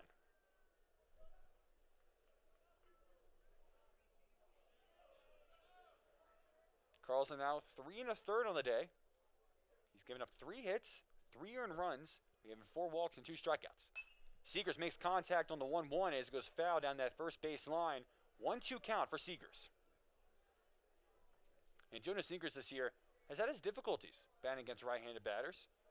Only hitting a .067 on the year. Carlson, the righty, is still on in. Gerard, the lefty, still on in. Carolina, no activity in the bullpen right now. Still sticking with their starters through 4. Pitch is low into the dirt as it's blocked away by Frick. It wasn't a great block, but it doesn't really matter that much when there's no runners on for the Hokies. 2-2 count coming up for Seegers.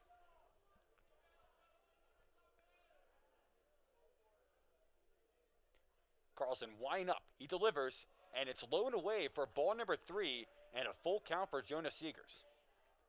We saw in yesterday's game, Alford and Love for both teams did not go this deep into the games as we see Carlson and Gerard doing right now, so wonder how long the leash is from today's managers. Full count coming up. Carlson with the windup, the delivery, and it's high for ball number 4, and Jonah Seegers has his second walk of the day. And just like you were talking about how long the leash is for both pitchers today. Of course, the starter yesterday for the Hokies. Try to pull it up here at all. Because Peyton Alford started for the Hokies yesterday, then Ryan Okuda came in for relief.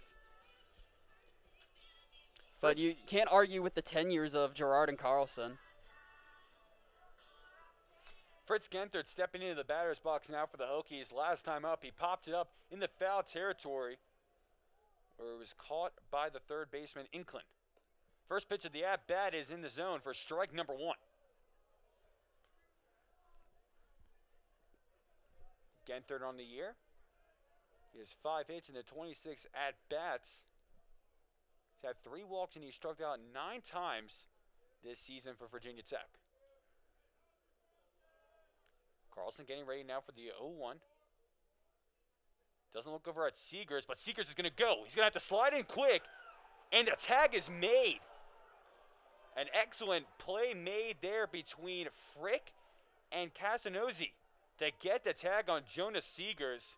Carlson didn't take a look back to Jonah Seegers, and Seegers took off. The pitch was into the dirt for ball number 1. So the count now reads 1-1, but this is the second time in today, Aidan, where the Hokies have had a runner on first with 1 out, and they've sent them running, but haven't been able to get to second successfully. So now the out-bat turns into a much more crucial situation as there's 2 on the board.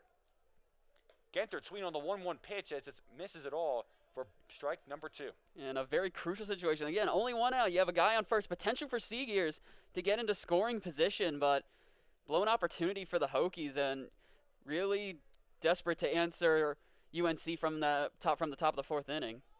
Here's the 1-2 pitch over to Genthert. He's going to pop this one up, and it goes foul. It also really changes how you look at the infield, because now Casanozzi can move on over a little bit to right behind second base. The shortstop, Zaranti, drops it a little bit more back out there. So they create a shift that it makes it worse for Genthert to really get something through the infield, being a right-handed batter and all. 1-2 pitch now for Genthert. Pitches away from Carlson. He watches it, and it goes high and away for ball number 2. Good eye by Genthert, and now we have another deuces wild situation. Carlson trying to get through his 4th inning. This will be a 66th pitch of today's game for him. The windup and the delivery. It swung on a hit from Genthert, and this one goes foul as well. Genthert doing the best job he can at protecting this plate. An almost 88-mile-per-hour fastball, and Genthert able to make some contact on it. Carlson looking on in. Genthert squaring up. And here comes the windup from Carlson. It's delivered and swung on a miss, and Genthert goes down swinging. And that'll give Carlson his 3rd strikeout of the day. He has been impressive, as advertised. So we're through 4 here in English Field, and the score still reads 3-3. Tar Heels and Hokies tied here in Game 2 of this weekend series. Welcome back to English Field, where the North Carolina Tar Heels are ready to get going in the top of the 5th inning as they are tied with the Virginia Tech Hokies at 3. Leading off with the Tar Heels in this inning is Brett Cinternino. He has struck out swinging in this game, and he has a single to his name. As he looks to get on base again, an infield shift as the first pitch by Gerard is in the zone for strike number 1. Notice how Strobel has dropped back a bit for the Hokies as Genthert has positioned his way to the right side of second base, and with the third baseman Kevin Madden at the shortstop position as the ball is low and away for ball number 1. 1-1 count coming up now for Cinternino. Gerard getting wind up, and he swings by Cinternino, is fouled into the netting. 1-2 count coming up now for the first baseman of the Tar Heels. Against left-handed pitchers this year, he is very good with a .455 batting average. He watches that 1-2 pitch as it's in the dirt for ball number 2. Notice Chris Gerard's pace. When the runners aren't on, he is a very fast pitcher and really likes to just attack the plate. 2-2 here from Gerard. It's in the zone for strike number 3, and he gets him looking. Chris Gerard dials up his 7th strikeout of today's game. And it's one thing about Gerard's playing. He has been able to, at times, the Tar Heels have been able to get the best of him. But when he gets the best of them, man, he can really put them away. Tomas Frick coming up now, the freshman catcher for the North Carolina Tar Heels, stepping into the batter's box. First pitch of the at-bat, he watches it on as it's ball number 1, and it hits the home plate umpire, so he's going to have to take a little walk to get a breather out of it. No, and Gerard, you're going to want to be a little bit cautious against Frick. Does have 1 RBI to his name today. Yeah, that RBI single in the top of the first inning, which got the scoring going. He has no runners on this time, though. A normal set infield. As the 1-0 delivery. Frick watches it as it is high and inside for ball number 2, and he leads the count now. Gerard does have the best of Frick, though, at 1 at-bat. He got him down swinging in the top of the 3rd. The 2-0 pitch is high and away for ball number 3. So now Frick doing this best job that he can and really controlling the count against the Tar Heels. Against Hokies. My apologies. As a 3-0 pitch is just over the plate there for strike number 1. So now a hitter's pitch coming up here for Tomas Frick. Delivery from Gerard. It's swung on by Frick, and he pops it up. Will Rumfield have enough space to make a play on it? It will actually be the right fielder, Cross, who slides on in, but mistimes it and can't make the catch. Still a great effort there by Cross. Just misread it there, but a lot of hustle there by Cross. It eventually does go foul. So we are at a full count. So Frick stepping back on in. as Gerard is going to try to maybe get his 8th strikeout in today's game. Gerard stepping up. He fires, and it's low for ball number 4. Gerard almost made a great U-turn on that count as he was down 3-0 and almost was able to get the best of him, but Frick gets the base for the 2nd time in today's game, and this time it's due to a walk. So the Tar Heels only have one out to their name so far, as Danny Zaranti coming into the batter's box now. He is grounded out both times for the Tar Heels. First time was to Chris Gerard. The second time was to the shortstop Fritz Genther. He has a runner on first now as Gerard deals the pitch as it's fouled away into the netting for strike number 1.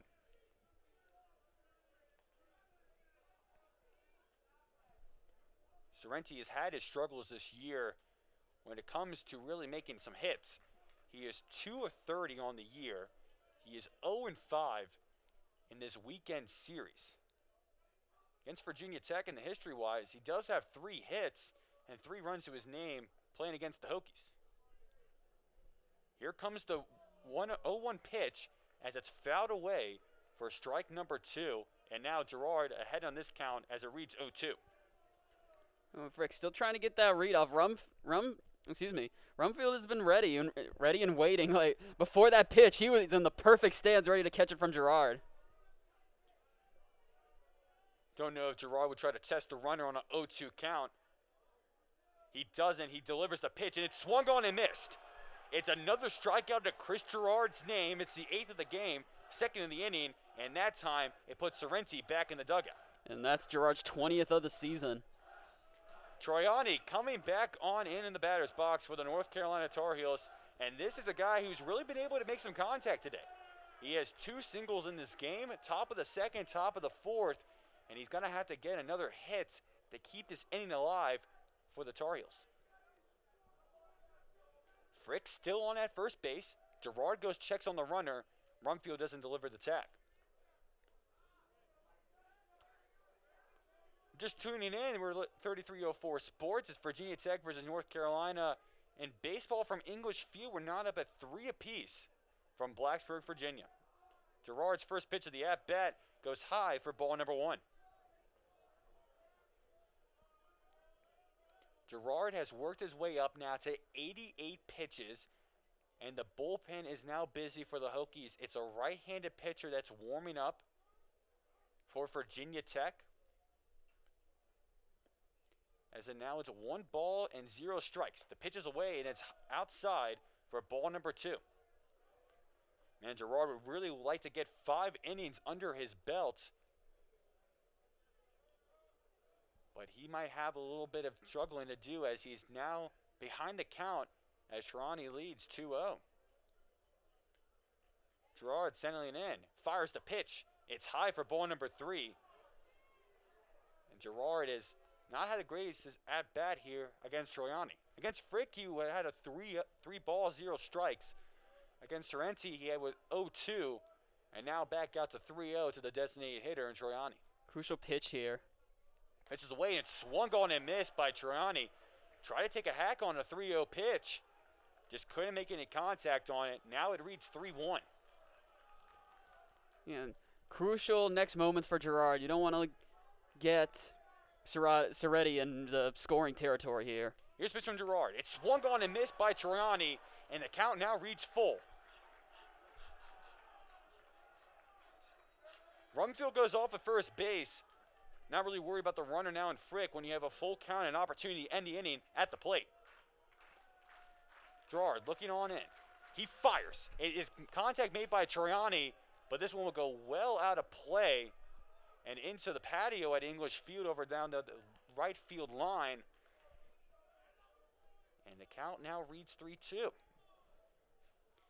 Still a great crowd here at Virginia Tech, where the temperature reads 44 degrees Fahrenheit. A clear day in Blacksburg. Gerard settling in on the mound. And he fires the 3-2 pitch. It's swung on and fouled, and Troiani staying alive. Now, this has happened a couple times today. Got a full count, and it's just a matter of which way the pendulum is going to sway. It's the 8th pitch of the at-bat coming between Gerard and Troiani. Troiani has gotten the better end of Gerard 2 times today. Can he make it a third, or can Gerard get his 9th strikeout? The pitch is away. It misses the zone for ball number 4. It was low and inside, and Gerard just missed the spot. And Troiani makes his way over to first, and Zaranti now moves over to second. You mentioned you don't want to get that runner in scoring position. Well, that is where the Tar Heels are at, and that's the leading run in today's game.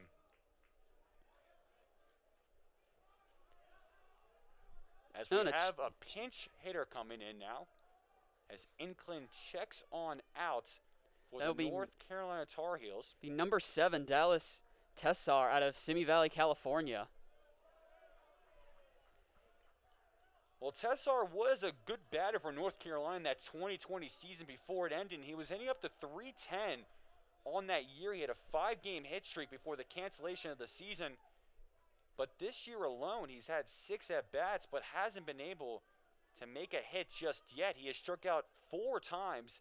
He has walked once. But he's in a big position now as a pinch hitter. And England's 2 trips at bat right after this.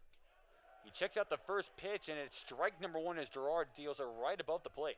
Now, and as I was saying, can maybe understand where the Tar Heels are coming from with this changeup, as England in his 2 trips at bat struck out once and then also grounded out. And North Carolina find their breakthrough opportunity. Gerard checking in on second base. The pitch is delivered, and it hits the elbow of Tessar. It's the second time he has hit a batter today. This time he gets the near elbow of Tessar, and for the first time today, the bases are loaded for either team. This time the Tar Heels have it, and the number 9 guy coming in for the North Carolina Tar Heels, Casanosi. Actually, does not look like. Nope, never mind. No, well, it will not be Casanosi. As an umpire coming over to talk to John Sheff. Coach Sheff is going to try to talk a little bit to the home plate umpire, saying that Tessar may have leaned in a bit there. So that was not really a true hit by pitch. And that was a little bit more of him leaning into it. And the officials will meet up. It looks like we'll get another review here. So the umpires are circling up right now, as our home plate umpire is still talking to Coach John Sheff. And they're going to meet up right around that pitcher's mound. Of course, our chief official today is the third baseman, Danny Everett. But you're right, it's not going to be Johnny Tagnasi. Excuse me on that one. I was trying to focus on trying to find the next player. It's going to be number 17, Jake Holdzapple, the third baseman, redshirt junior out of Charlotte, North Carolina. Yeah, so Casanosi, that's the correct pronunciation of it right there. Checking out of this game with the home plate umpires still discussing about it. And looks like we will get another review here.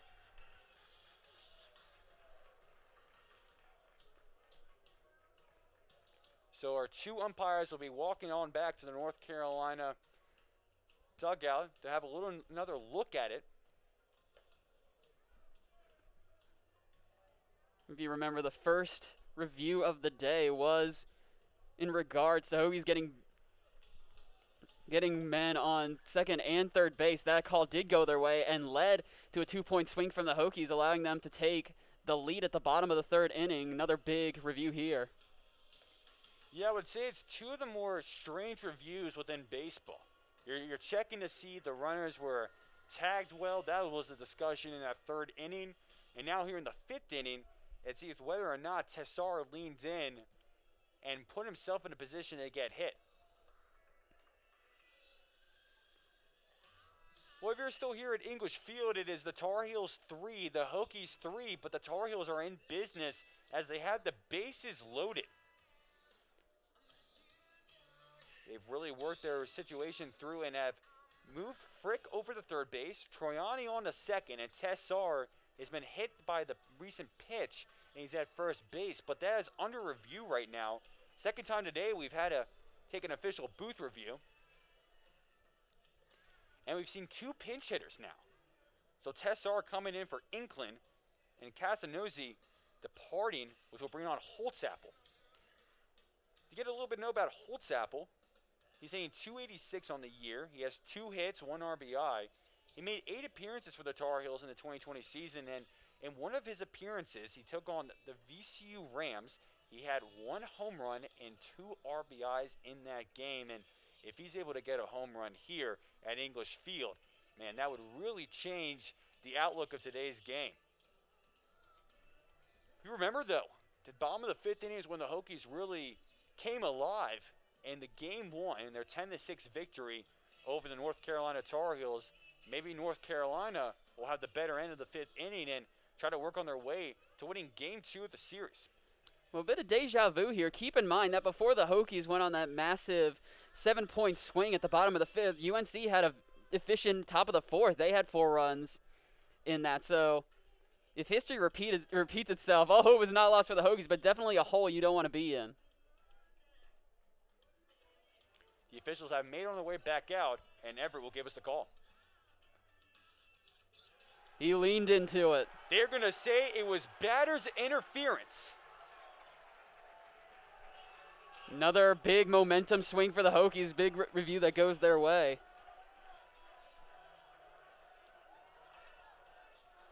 So Tessar is going to make his way back to the dugout and will come back up to the batter's box. The count will read 1-1.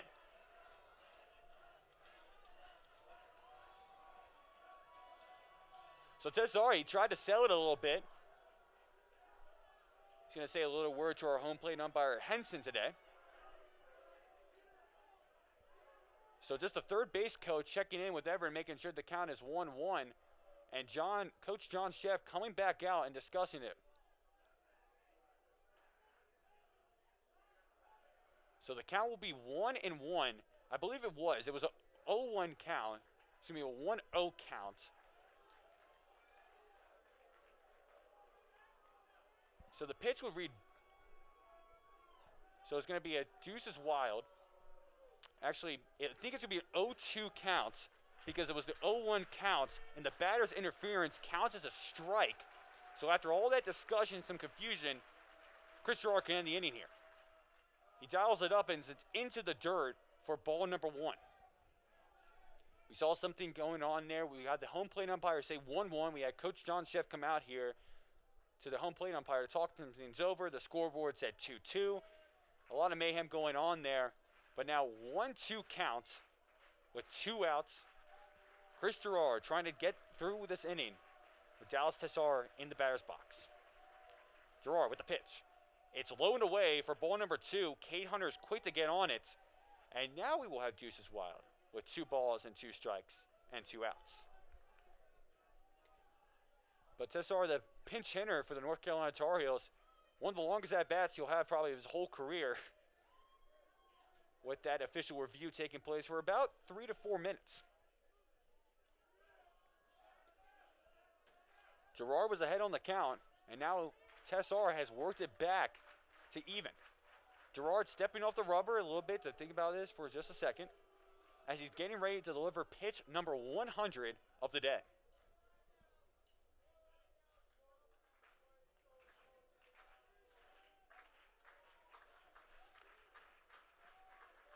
The sun may be dropping, but the energy from the Hokie fans are not. Here's the Gerard pitch. It's high and away for ball number 3, and Tessar has really done a good job now at owning this count. 3 straight balls thrown by Chris Gerard. And right back to where we started prior to that batter's interference by Tessar. 3 balls, 2 strikes, and the potential to load the bases here if he can get this 4th ball. Gerard stepping on the rubber. He fires the pitch. It's swung on. It's a bouncer. It's going to go to Genther, who's going to have some trouble with it and can't make the throw. And Frick was the one at third base. He was thinking about going home. Almost slipped up at third base, but made his way back to the bag. And Fritz Genther making an error and cannot end the inning for the Hokies. So the top of the 5th inning continues between the Tar Heels and the Hokies. Holtzapfel now coming on in for Johnny Castanazzi. California native will get his chance to bat for the first time today. Holtzapfel 2 of 10 this season with 2 hits and 10 at-bats. He hit yesterday for the Tar Heels. He went 0 of 3, but had an RBI. First pitch of the at-bat, he makes contact. It's a bouncer to Genther. Can he get better control of it this time? He does, and he flips it on over to Schobel and gets the out. So the Hokies survive a great scare with the bases loaded for the Tar Heels. No damage done, though, from North Carolina, and we are at 3-3. Well, Aidan Butler is going to take the play-by-play duties from here on out at English Field. You're listening to 3304 Sports. Hello and welcome back into 3304 Sports. It is a beautiful day from English Field at Atlantic Union Park. I'm Aidan Butler and I will be handling play-by-play duties for the second half of this game between the Virginia Tech Hokies and the North Carolina Tar Heels. Andy Loce will take on color commentation. And the Hokies survived a big scare from the Tar Heels at the top of that 5th inning after a crucial error by Fritz Genther. The Hokies, with great poise, respond, get the out, and we are knotted at 3 apiece here at the bottom of the 5th. Up to bat now for the Hokies is Jack Hurley. Here comes the pitch. High pass. High hit. Finds its way just shy of the grassy area of the benches, right in between the fence of the Hokies bullpen and the fan section there. Yeah, some little changes, though, in the infield for the North Carolina Tar Heels to get going in the bottom of the 5th. We now have Mac Horvath at third base and Colby Wilkerson on at second base after those pinch innings. Second pitch is away. Takes a bounce right into the glove of Thomas Frick, and it's a 1-2 now for Hurley.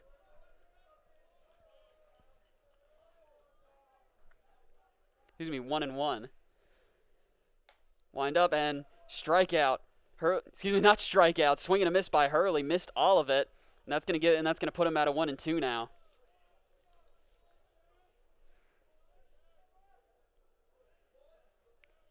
Hurley readies himself. Bat off his left shoulder. Here's the windup from Carlson, and ball 2 for Hurley. That's gonna put him at a deuces wild now. We're knotted at 3 apiece, bottom of the 5th between the Tar Heels and the Hokies. Here comes a pitch from Carlson. Hurley got the hit, but well off the left side, well behind all the fans in attendance here at English Field today. And so we'll stay at a 2-2. Hurley, again, the player of the game in the first of this weekend series yesterday in a 10-6 victory over the Tar Heels, and stoppage of play here right after the pitch.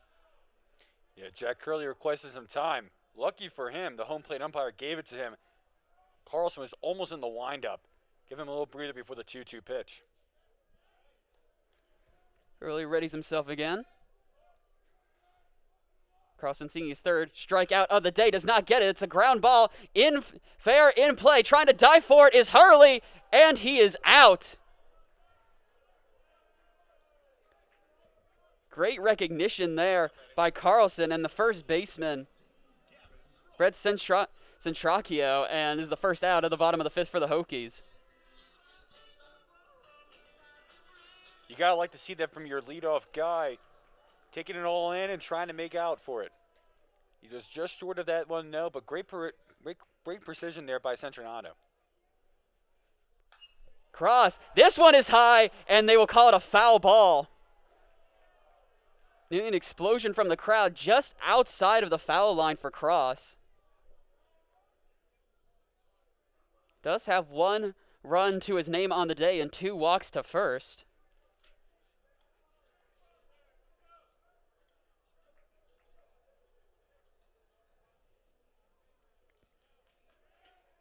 Yeah, Cross has done a really good job today of getting on base, Aiden, and have to really keep that going now for the Hokies.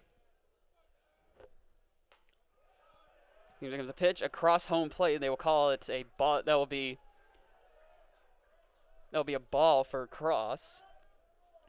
Well, did find himself at bat 5 times yesterday. Did notch 3 hits, 2 runs, and 1 RBI. Pitches away and low and to the right, and Cross looking back saying that the ball hit him.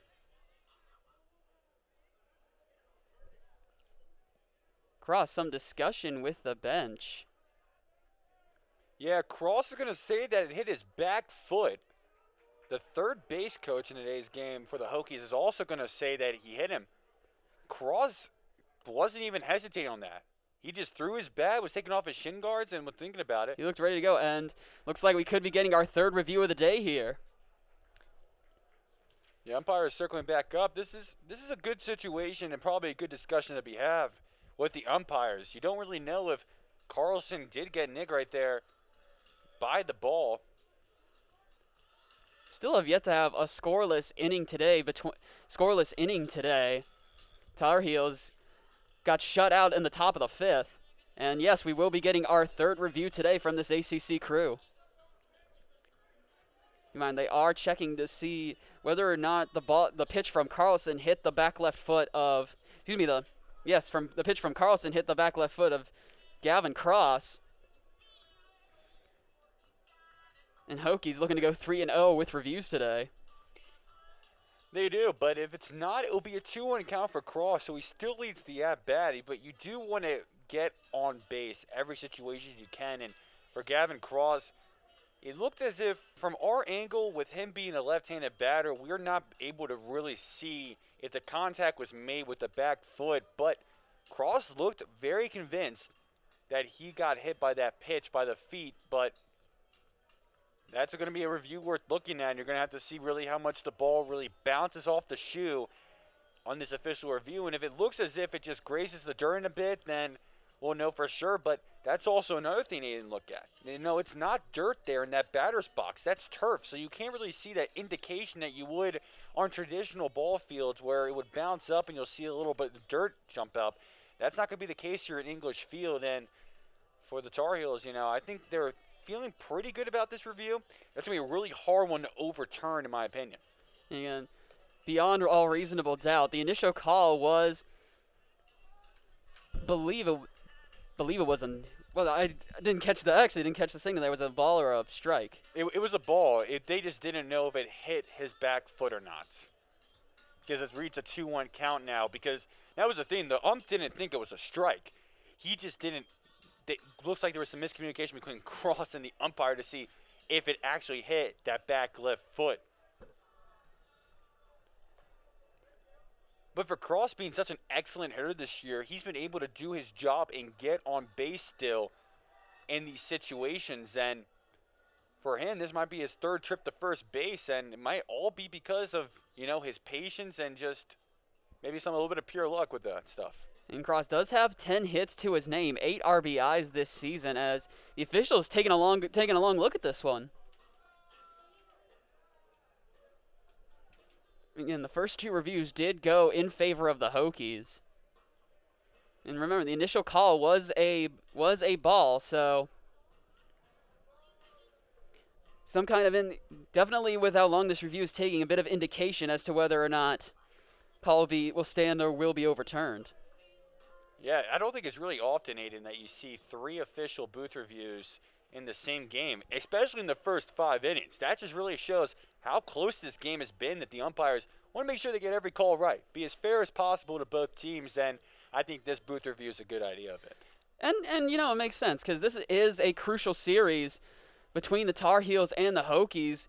The Tar Heels were actually number 1 in the Coastal Division prior to last night's loss to the Hokies, as the officials finally do come out of the review booth now and say it's a 2-1. Yeah, so not hit by the pitch there. They're going to stick with the call there, and I think that's a good idea. I mean, they've really overturned 1 call in today's game, but they've been able to confirm 2 of them, and that's going to be one that's confirmed.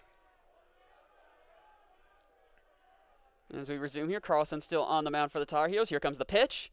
Swing and a miss by Cross. Has struck out 10 times. Has struck out 10 times this season. Carlson looking to notch his 4th strikeout of the day.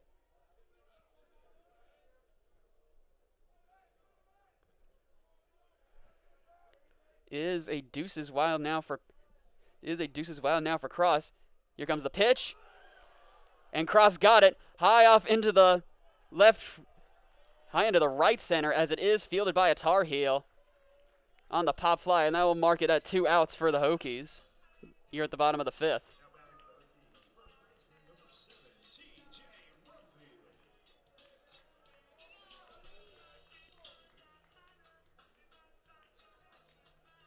TJ Rumfield, he's been a guy this year for Virginia Tech that's done a really good job at really getting on base and getting some hits. Doesn't have one to his name yet tonight. First pitch is away from Carlson, and it will be a ball.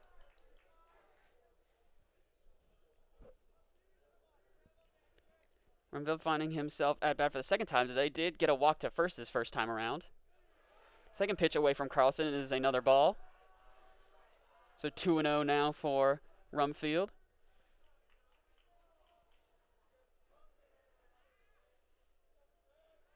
Here comes the windup from Carlson. The pitch. Strike 1 on Rumfield. And he was able to get that side of the strike zone. 77 mile per hour breaking ball in that case. Great recovery. 2-1 now from Rumfield. Here comes the windup from Carlson. The pitch. And high and right. And it will be ball 3. So 3-1 now for Rumfield.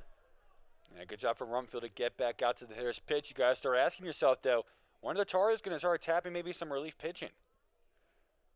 And Rumfield's going to ask for time here. And speaking of relief pitching, we didn't quite see who it was, but we did see right-handed pitcher warming up for the Hokies during the top of the 5th inning. And he's back out there now in the bottom of the 5th inning, working out there in that bullpen. Second shot on the way. Strike 2 on Rumfield. Rumfield tried to sell that one a little bit by, faking the bat flip over to their dugout and couldn't get the call that he wanted. Full count. It's a big opportunity for Rumfield to keep the Hokies in it. Crucial pitch here coming up from Carlson. Chance to end this 5th inning. Here comes the windup. Steps back with his right hand. Throws it low. That'll be ball number 4, and Rumfield will notch his second walk to first of the day.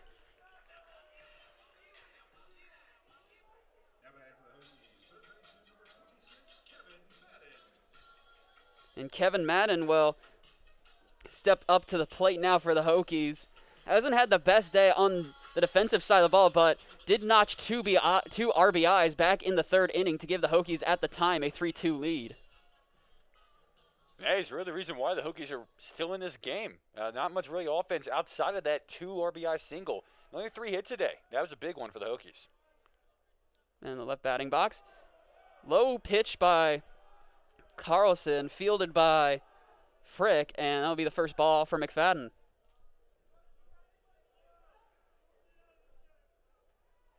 What I know currently is McFadden standing in the left batter's box here. As that shadow of the stands here slowly begins to creep on the pitcher's mound. Second pitch is away from Carlson, and it is low and to the right. So make it ball number 2. And on his first trip at bat today, did strike out. And going to be some discussion here amongst the Tar Heels.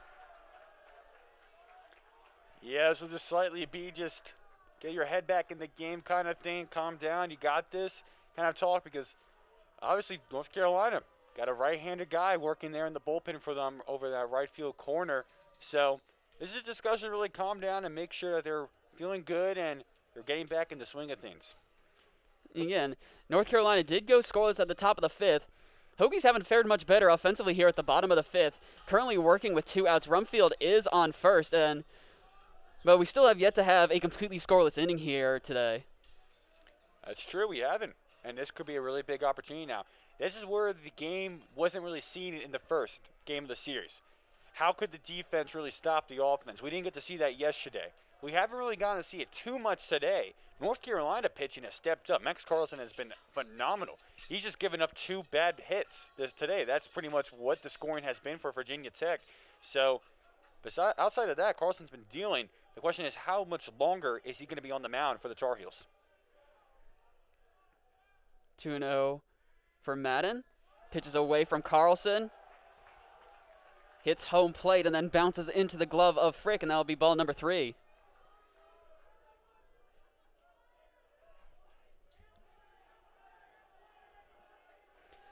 Contemplation from Carlson now.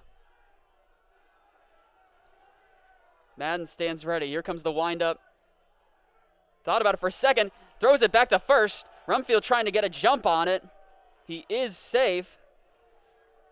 Ball did find his way into the glove of Centracchio, but Rumfield just too quick there.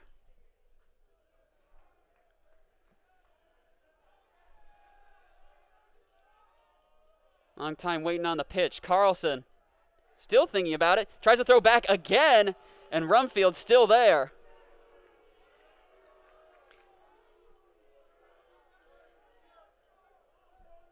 Very long sequence here. It's a lot of contemplation by the Tar Heels. Rumfield trying to get the lead off again. Carlson thinking about it. He's going to pitch it, and it's going to be strike one against Madden. Yeah, took it on the bag 2 times with a 3-0 count. Maybe he was going to just get his mind off of pitching a bit, give him some more opportunities to really just calm down, get your way back in the count. You're 2 good pitches away from getting at the full count position. That's what Carlson has to be thinking. That was a solid one. Let's see what he does here on the hitter's pitch. We'll pitch it, the windup. Strike 2 on Madden. Caught that outside corner. A great spot there from Carlson. He got the call.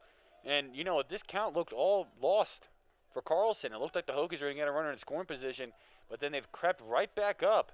And now a big pitch coming up from Carlson. Let's see what Madden can do on it. Carlson can end the inning here with his 4th strikeout of the day. Rumfield doesn't have too much of a lead. Here comes the pitch. Madden, foul ball right into the net.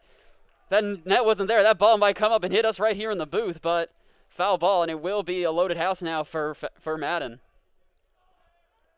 Yeah, English Field, just like what the major leagues have done, netting all the way down the side. Every spectator protected by this netting. Something that's only really been introduced in the last few years and increasing the safety of the fans that enjoy these baseball games. Again, crucial pitch here for Carlson. Here it comes, and strikes out Madden. Carlson with his 4th strikeout of the day. Much maligned in the second half of the bottom of that 5th. He's fired up now, and that will take us to the end of the 5th inning. We will step aside, and when we come back, we will bring you more of Hokies baseball against the North Carolina Tar Heels. This is 3304 Sports. Hello and welcome back to baseball with 3304 Sports at English Field at Atlantic Union Park between the Hokies and the Tar Heels. We are knotted at 3 apiece as we are getting set for the top of the 6th inning. New pitcher out there for the Hokies, number 51, Graham Firoved, the sophomore from Virginia Beach, Virginia, spent the 2019 season with the Radford Highlanders, just a stone's throw away from Blacksburg. But, Andy, you touched on this during the break. Bit of a missed opportunity there for the Hokies at the bottom of the 4th. Yeah, you know, you had that 3-0 count with 2 outs. You could have gone to Carlson, and he wasn't looking like he was all that confident in the zone at the time being, but he was able to clutch out that last strikeout. Big turning point, I think, in this game. Up to bat for the Tar Heels, number 40. Angel Zaranti as the first pitch is away, and it is a ball.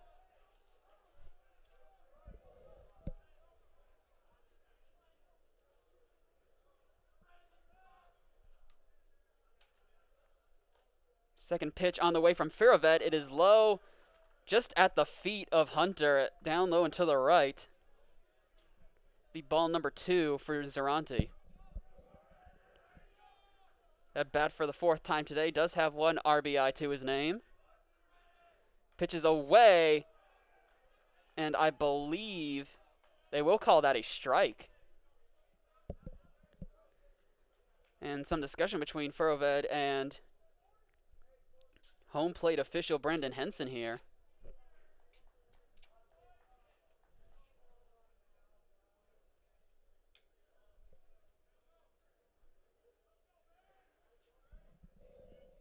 As Henson says, let's play ball. Firoved step up to the mound again. Right-hand man cocks his arm, pitch, and a strike on Zaranti. Tried to bunt it, but missed. It's going to be strike 2 on him, and deuces wild here.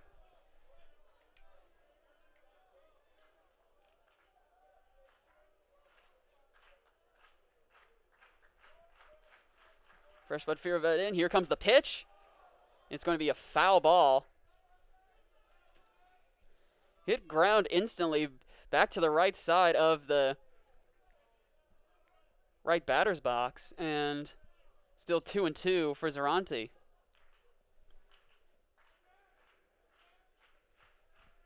Pitch is underway. This can be another foul. Hits the top of the stadium. Going to fall right into the lap of a fan.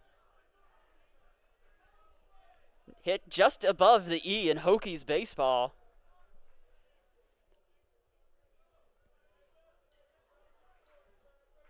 Zaranti still has yet to get a hit here in the sixth inning, hoping it goes in the right direction though. And that's the third and that's strike 3 on Zaranti. And so Firavet, in his first action of the day, strikes out the top hitter for the Tar Heels. Yeah, watching the replay in the stadium, Zaranti just going on that one. That's a big out. Zaranti has been a good bat today for the Tar Heels and been a good leadoff guy for them. And to get him out in the first matchup here for Firavet, it's a good sign for him. And Caleb Roberts, who had 2 home runs Friday night against the Hokies, only has 1 hit to his name today. So he steps up to the plate now. Pitches away from Firavet. And strike 1 on Roberts as the shadow of the stands here has engulfed the mound, still has yet to engulf Firavet. Torso still remains in the sunlight.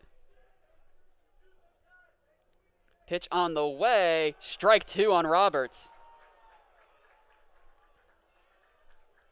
Yeah, notice the shift happening right now for the Hokies.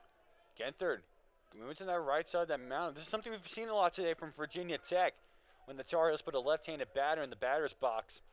Zaranti, Caleb Roberts, 2 left-handed guys, as well as Sinatra.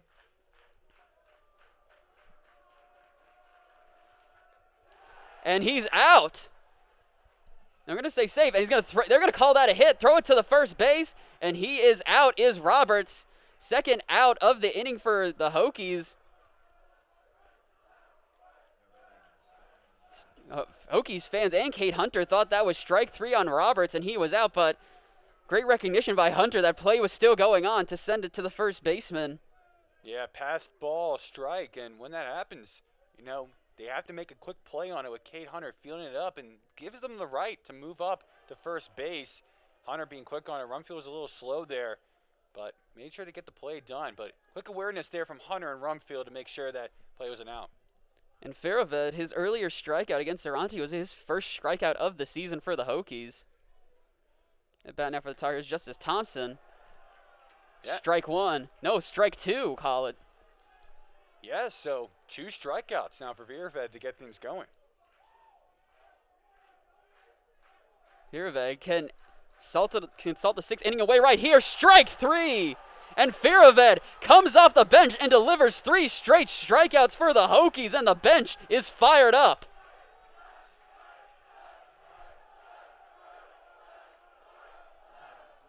What a great pitched inning by Firavet and the Hokies. As that will take us to the middle of the 6th inning. We will step aside, and when we come back, we will bring you the bottom of the 6th. Hokies pitching between the Tar Heels and Virginia Tech. Welcome back into English Field at Atlantic Union Park. We go to the bottom of the 6th inning between the Tar Heels and the Hokies, knotted at 3 apiece. And the Hokies stepped away from Gerard, go to Firavet, who pitches almost a perfect inning of baseball. The Tar Heels oblige as they now send out number 31, Joey Lancelotti, the 5'11 junior from Bensalem, Pennsylvania.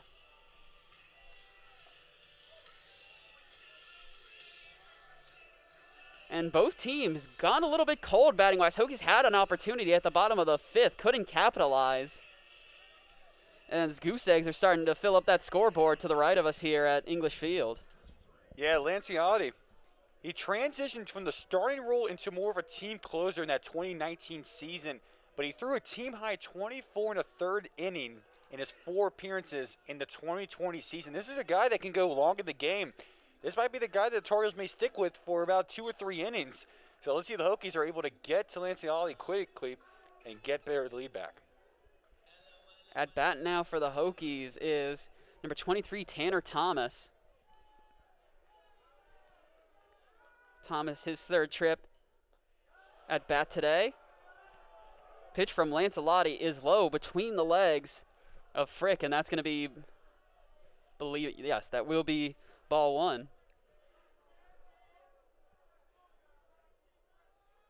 Thomas did strike out earlier today. Gets this one, chasing the Tar Heels right, and it bounces right on the tee, right between the separation of V and T and VT.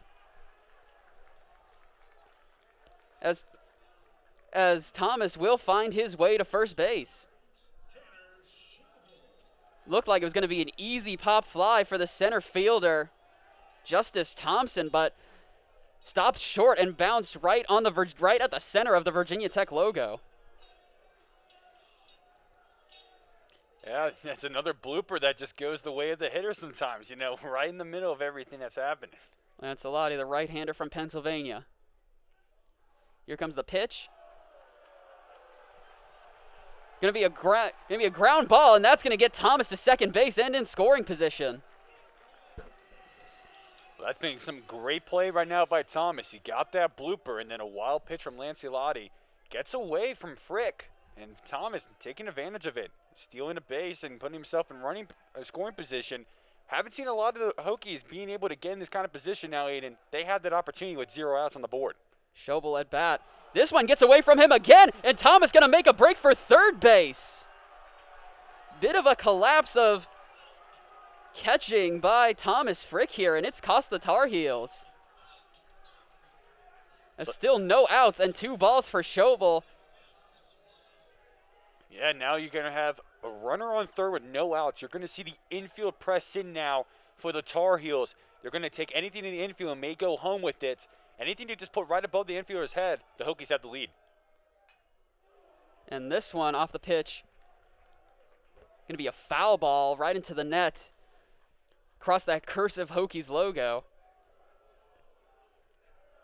As Lancelotti not having nearly as prosperous a start to the inning as Gerard had. They will call that a strike. Pitch on the way from Lancelotti. And it struck Schobel, and that's going to get him a walk to first. That was high on Schobel right there. Lancelotti just let that one get away from him there. And so Hunter up to bat again for the Hokies. The catcher with their trip to bat today has grounded out both times. But Hokies not too shabby here with Schobel on first and Thomas on third. Still no outs in the inning. So this is where it gets interesting. You have runners on the corner for the Virginia Tech Hokies, but you also have the shift being played for Cade Hunter as well. So the communication between the second baseman of Wilkerson and Zarate, the shortstop, is going to be very interesting to watch if the ball isn't played in the infield. Pitch away from Lancelotti, and going to be a ball. Cade Hunter standing in the right batter's box. The entire grass center of the field and the mound completely engulfed by shadow now as the sun dips behind the Blacksburg Hills. Pitch on the way from Lancelotti. Going to be ball 2 for Cade Hunter.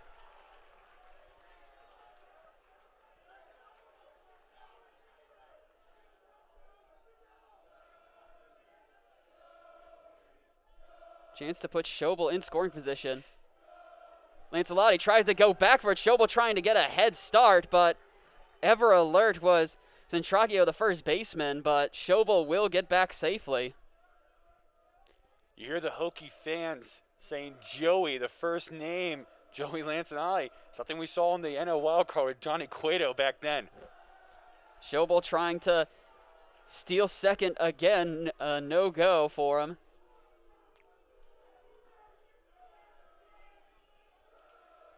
Schobel trying to get a lead off again. Lancelotti maybe trying to fake him out. No, he's going to pitch it high into the left. And that's going to be ball 3 for Cade Hunter.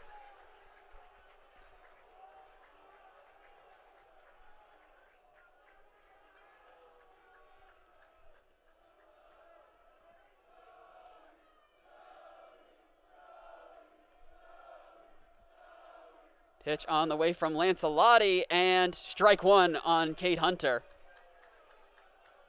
Lancelotti trying to get his head back in the game. That'll do it right there. First strike in this inning for Cade Hunter, but still no outs at the bottom of the 6th for the Hokies.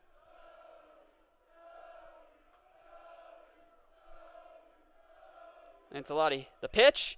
Cade Hunter, high, chasing the right baseman back. Pop fly. He's going to field it, but the Hokies will get a runner home. Make that 2 for the Hokies. No shoot, sorry, only 1, as Thomas will make it home. Schobel will stay firmly planted on first, but the Hokies break a scoring drought and go back up 4-3. That's all he needed right there. Cade Hunter got ahead of the count, but he just needed enough to really get them in front of the lead. With a runner on third with 0 outs, and to leave him on without a score would be a disgrace pretty much. It would be like you would have that hanging over you for the rest of the game. So for him to bring the runner home is great. They now have the lead. Now the thing is, can they build on it? And that's what we're going to see with Jonah Seeger coming up. Seegers has made 2 walks to first today. Standing in the left batter box, bat over his right shoulder. Pitch from Lancelotti, low and to the right, so will be a ball for Seegers. Schobel remains planted firmly on first base.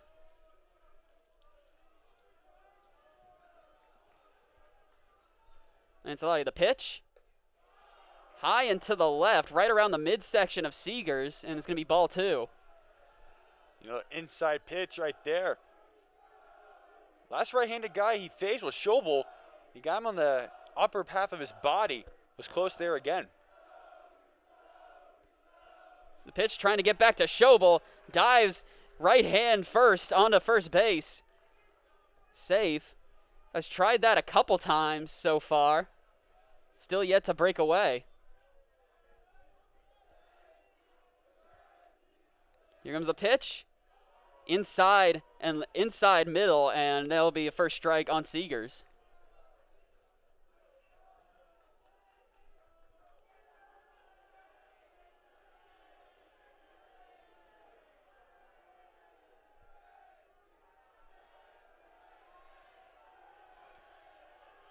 Number 31 in gray with the pitch. Seegers high into the center of the field. Coming after it is the center, and he dropped it! The center fielder for the Tar Heels. Justice Thompson dropped it, and that's going to put Schobel on first, and Seeger's going to find his way to first. A crucial error for the Tar Heels. It was very high. I didn't know if it had the distance or not to carry that far, but Thompson didn't really know where it was going to go either. He had a little bit of a haze in his run for a bit, and then he had to hurry up for it and try to make a diving play on it. That would have been one incredible catch for Thompson. He was able to reel that one up. But now the Hokies are making the case out of all these Tar Heels errors, and now they have a really opportunity to break through. Schobel in scoring position for the Hokies, so the Tar Heels are going to huddle up again. And not a complete collapse, but the Tar Heels have really looked out of sorts these last 2 innings.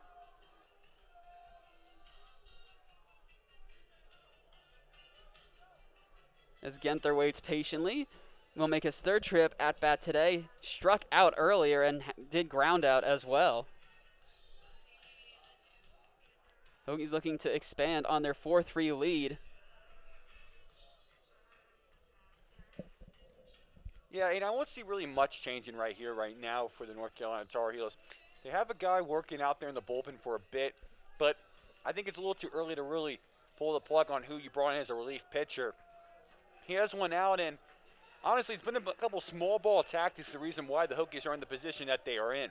You have Schobel on at second base for being hit by the pitch. You have Seegers coming on from an error from your center fielder. This really isn't all blamed on the pitcher. The best thing that's going right now for Lancelotti is if I can put Fritz Ganther into a ground ball situation, we get out of this inning only down by 1 run. But the thing is as well, Ganther's 1 hit for putting them down by 2, and maybe if he gets a little bit more of it, the Tar Heels are facing a huge deficit.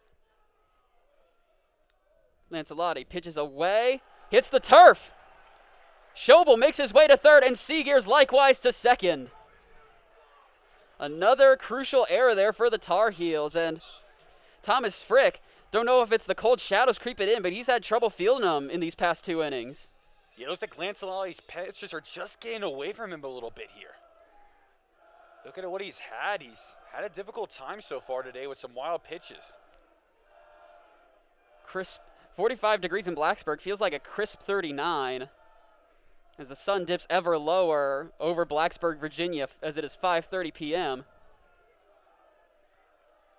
Lancelotti. Pitch is away. It's high. Does it have the distance? Will it be a foul ball? And it is fielded by, I believe, yes, that will be fielded by the first baseman, Brent Citracchio. And so that will bring the Hokies to 2 outs, but still 2 guys in scoring position in Schobel and Seegers.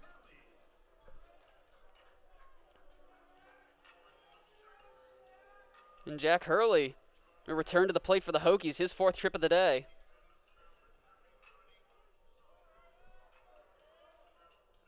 Hurley makes himself home in the right batter's box.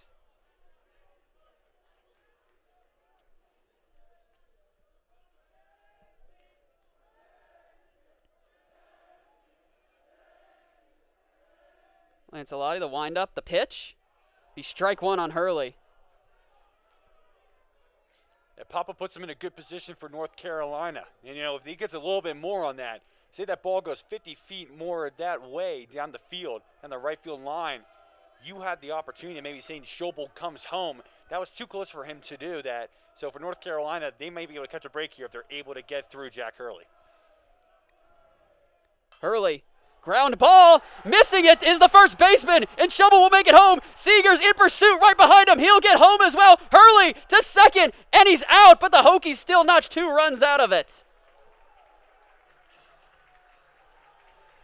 And so, not a bad trade-off for the Hokies. It is not. They're not able to keep the inning going, but great pitching there by Jack Hurley. Got right past the first baseman, and they now have a 3-run lead. And the errors of North Carolina over the past 2 innings have cost them dearly. As we will step aside for the top, right before the top of the 7. This is 3304 Sports. I'm Aidan Butler. He's Andy Loce. We will be right back from English Field. We are back from English Field. The Hokies and the Tar Heels, Virginia Tech and North Carolina. After a scoreless 5th inning, the Hokies at the bottom of the 6th go on a 3-run swing. As Fairvoid pitched a perfect top of the 6th inning, high and outside to the left, as Brinson Tracchio, the first baseman, up to bat again for North Carolina. His 4th trip of the day, does have 1 hit, but has also struck out twice. Second pitch is away, and right into the glove of Cade Hunter, but could not handle it, so it will go down. Still will go down as a strike, I believe. Yeah, the Hokies mentality now, Aiden, has to be 9 more outs. We get 9 more outs, we win this ball game and this series, and get ourselves comfortable for Sunday. Second pitch away from Faravoid, and strike 2. Unson Tragio, Gerard pitched a good first 5 innings, but started to trail off at the end there. Faravoid has come back and given the Hokies a much-needed spark. It is away and well into foul territory, into the well past the bull pit of the Hokies. Still a 1-2 for Centracchio. Maybe his little brother Ethan, who's in the bullpen back there, maybe taking some notes from his older brother. Number 51 in white with the pitch, and it is well high over Cade Hunter. Going to be ball number 2 on Fairvoid. Talk about a little too much mustard on that one. Yeah, some of those just happen to you, and sometimes you just have to say to yourself, well, I just got to get back into the next pitch. He has a 2-2 count. He's still in a good position. Just got to dial it up again. Pitch is away. You call it ball 3. Now that breaking ball was trying to cut down a little bit, but it just didn't get into that zone, and now a full count coming up. You got to keep this pace going if you're Virafred. Fairvoid. It is low, and Centracchio will notch his first walk to first of the day.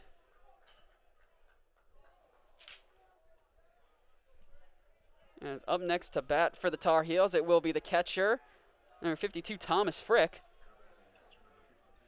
I'm interested to see really how Viravoid does here. with that runner now on first, he hasn't had an opportunity yet today to really maybe pick off a runner. But now he's a right-handed guy, and that's totally different for Virginia Tech compared to Chris Gerard, a left guy who's already facing first base. Don't know how aggressive Veervoy would be to the first base. Here comes the pitch for Fearved. Low right across home plate. So ball one for the catcher Frick, standing in the left batter's box. Still a little bit of sun peeking through. Keep Fearved warm.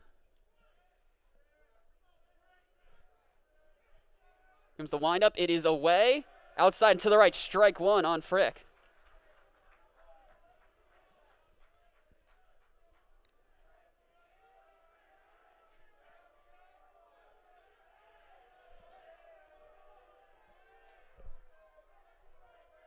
One and one for Frick. Here comes the pitch from Fearved. Frick nearly bit on it, but it will go down as ball two.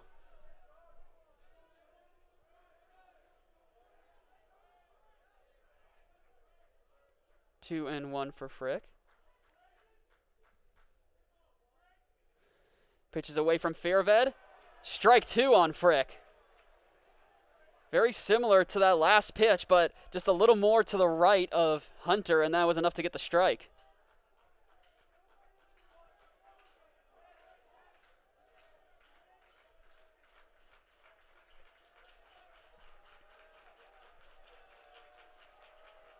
Here comes the pitch.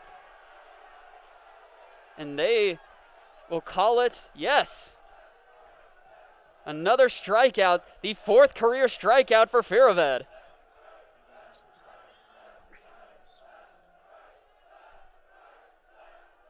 And Fearved has been almost perfect pitching so far. Contragia still remains on first for the Hokies. For the Tar Heels. Up to bat now is Danny Zarate. Number one, his fourth trip today. Has struck out once. Pitches away. They strike one on Zarate.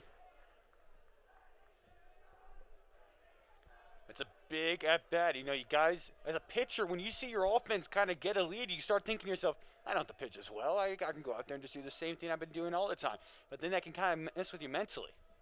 Fearved high and outside to the left. So it'll be ball one for Zarate. Well, my point I'm making right there is that you have to stay locked in. You have to stay focused on what you've been pitching and what you've been doing so far, because that's what Veervoid has done for the Hokies. Fearved pitches away, and Zarate missed all of it. Strike two. Great hit there by Veerved. And for Zarate, the struggles continue for him on the year. 0-3 today. He has not really been hitting the ball that well for North Carolina, the shortstop. So maybe this could be his breakthrough moment. But he's down 1-2 in the hole. He's got to have to make something of it quick. Fearved standing a little bit closer to home plate now. Back foot on the right of that batter's box. Hits it well high. Just barely misses the stands again. The fan goes running after it. Foul ball there on the 92-mile-per-hour pitch by Fearved. Zarate maybe looking to step into this one a little bit more here. Pitch is away. We have ball number two, so 2-2 for Zarate.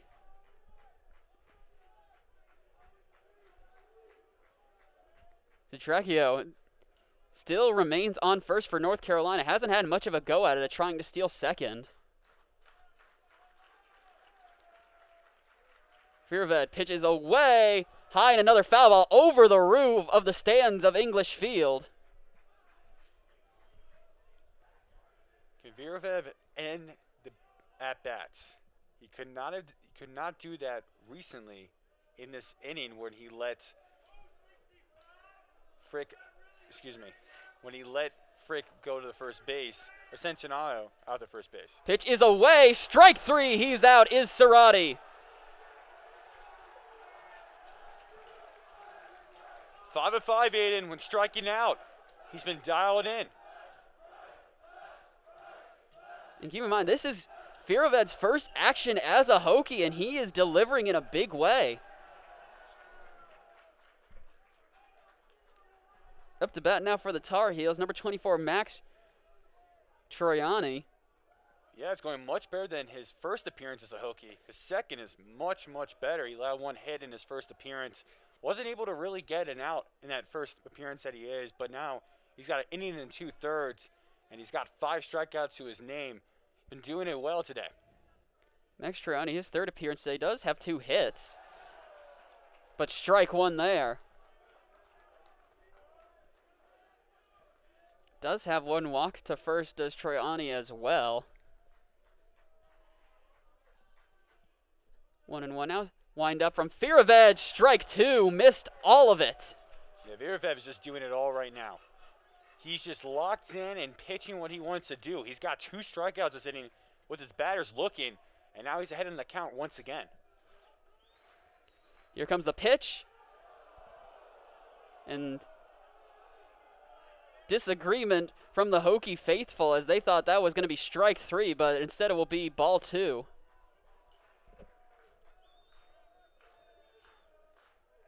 2-2 now for Troiani. Low and just barely inside, so that's going to be ball 3 now for Troiani.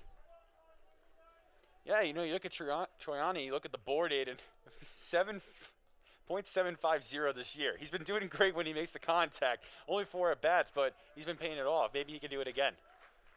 Pitch is away, and he'll get the walk here, and that will put Centracchio in scoring position. Was on first for a very long time. Probably nice for him just to get the legs moving again.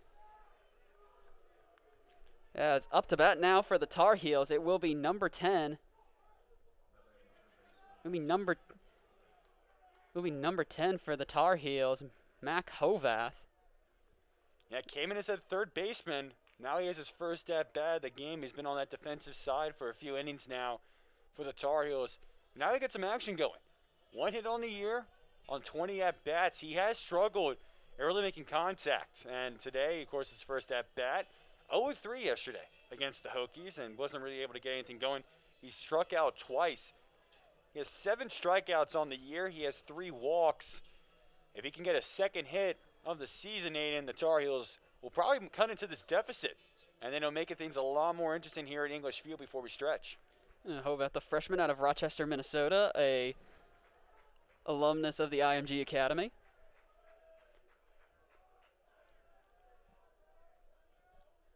Wind up from Firoved. Strike 1. And something I noticed there is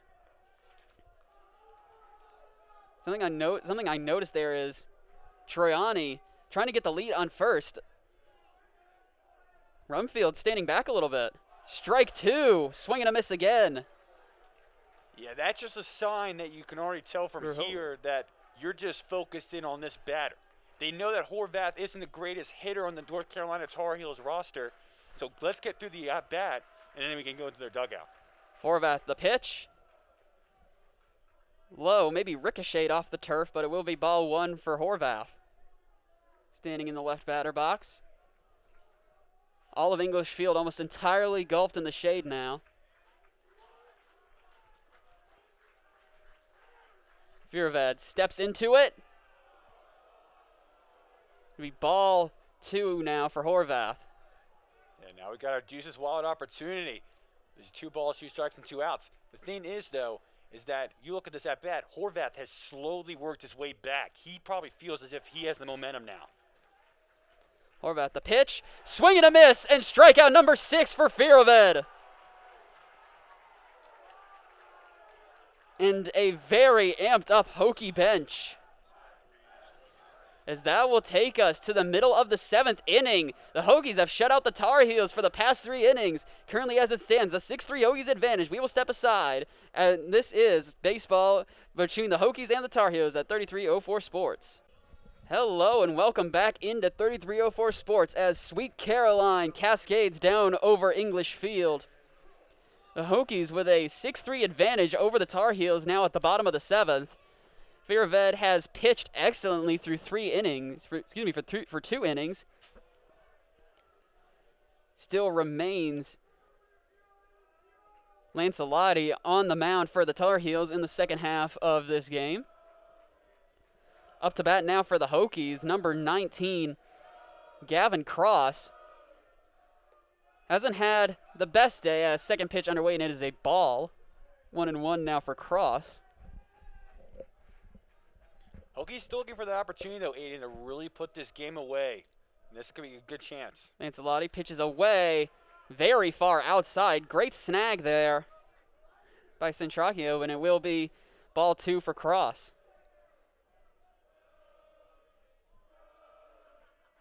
Pitch from Lancelotti. Cross, ground ball into the center.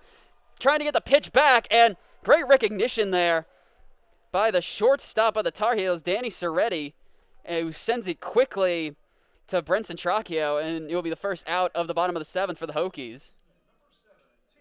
Yeah, Colby Wilkerson doing a good job at second base. Just getting the backhand glove. That was a tough ball. It was kind of trailing away from him, but able to put the glove down and deliver the throw across his body.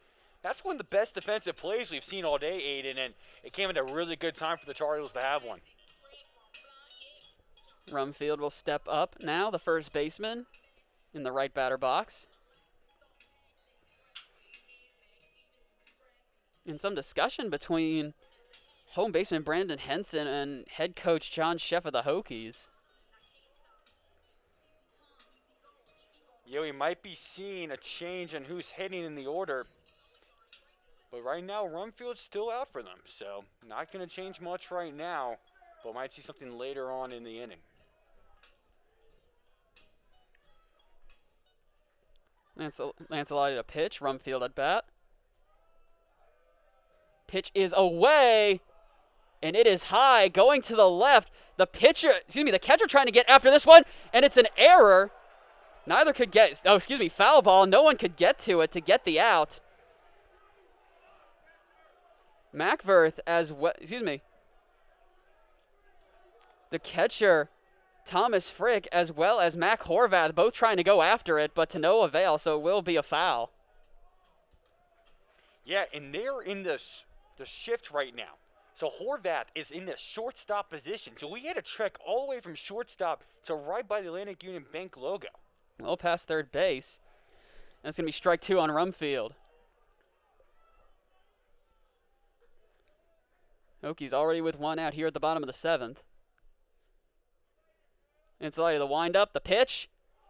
Ricochets off the ground. Rumfield's going to have to really haul on this one, and no go. Fielded once again by the shortstop, Zarate, who sends it once again to Centracchio, and same result as with Cross, and 2 outs for the Hokies now. Yeah, it's a pretty routine inning now. We saw Joey Lancelotti had a little struggle in that 6th, but the Tar Heels staying committed to him, and it's really paying off right now. 2 quick outs, but Kevin Madden, maybe an early contender for player of the game. He's gone down swinging twice, though, in today's game. Madden standing in the right batter's box. That will be a ball just below Madden's bat off the pitch from Lancelotti. Pitch again, ground ball, goes past Lancelotti, and the Tar Heels miss it. Fadden makes it past first. Thought about making a break for second, thought better of it. It is eventually controlled by the center fielder, Justice Thompson, as Roberts and second baseman Castanazzi couldn't decide, had trouble just fielding it. Bounced over top of the head of Lancelotti and squirted right between the two. Yeah, I could have thought that Wilkerson was going to be the one to get there, the second baseman for the Tar Heels, but it just squeezed white packs between him and Zaranti.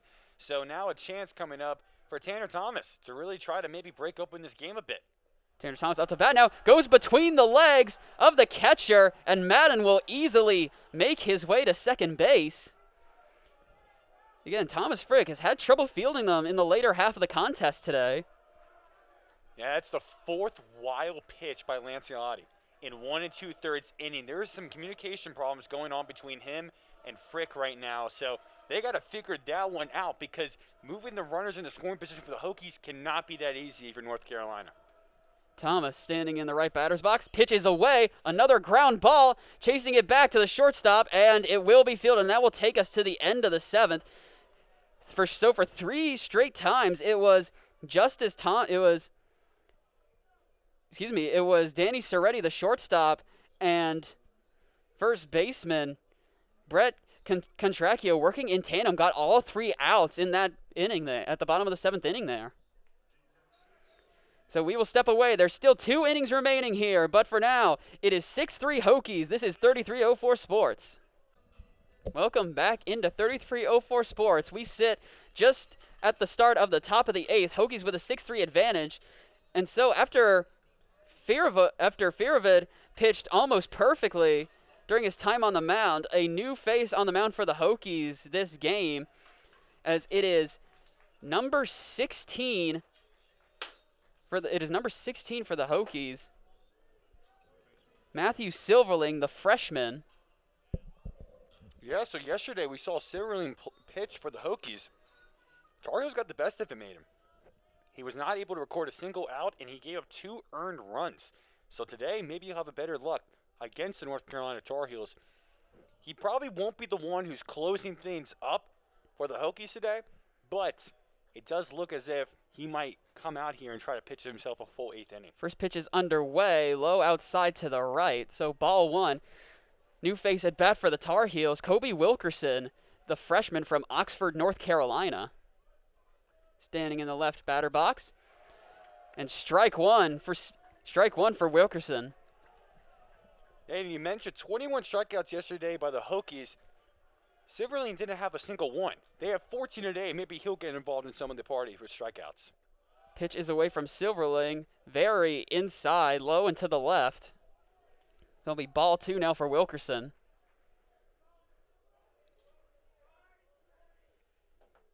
Wilkerson gets this one. Madden can't field it. Seagrass will, as Wilkerson makes it to first base. Thought about heading for second, thought better of it.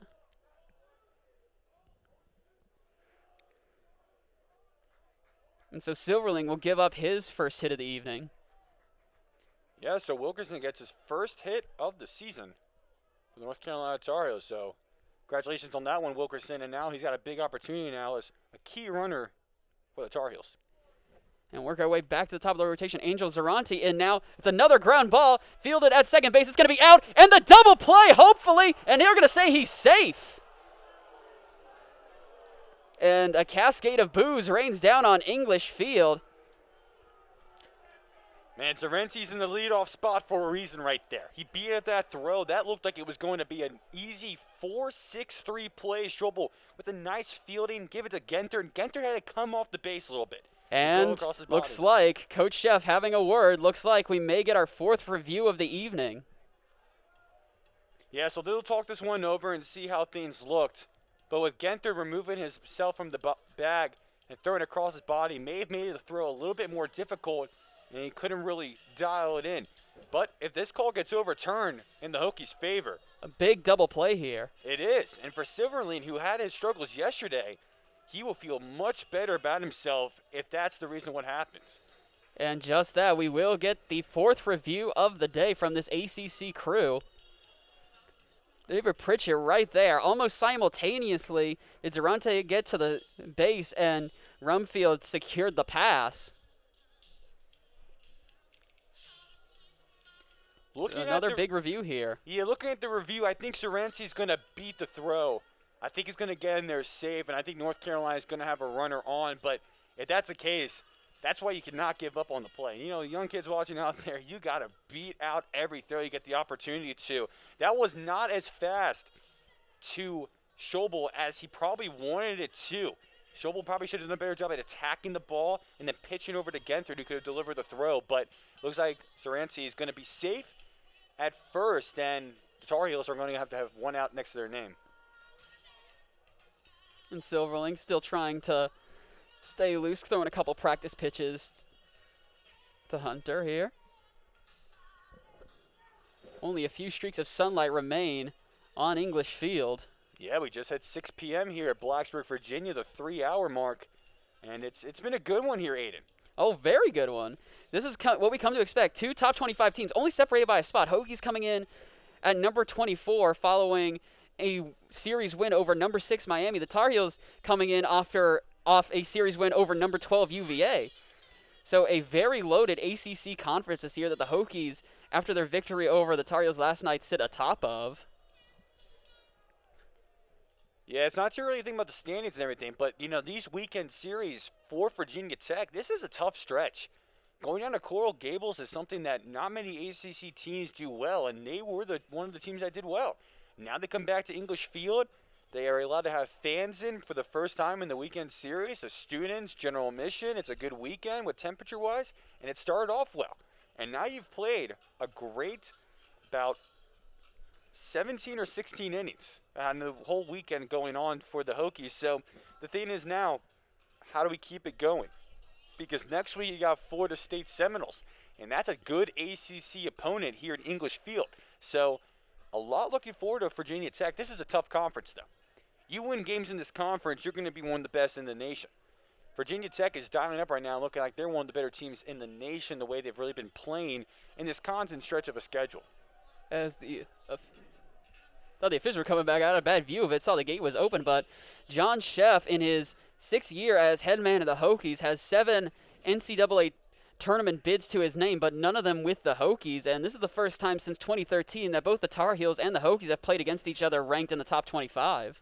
Yeah, Coach John Sheff, not many years here at Virginia Tech, but he's building something pretty good in Blacksburg and also for North Carolina. Look at Scott Forbes, his first season as a manager, and this is going to be a really tough one to really take care of.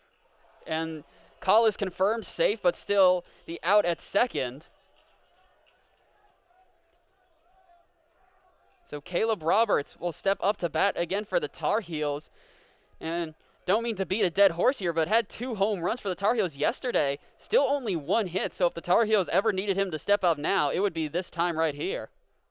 Yeah, looking for the Hokies, they still get the lead out, so you keep that runner at first base and don't put him in scoring position. So Hokies are still pretty good about what they're doing. There's a pitch from Silverling.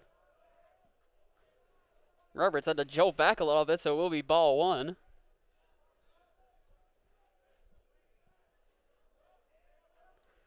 Silverling going with that left-hand pitch. Low right across home plate, ball 2.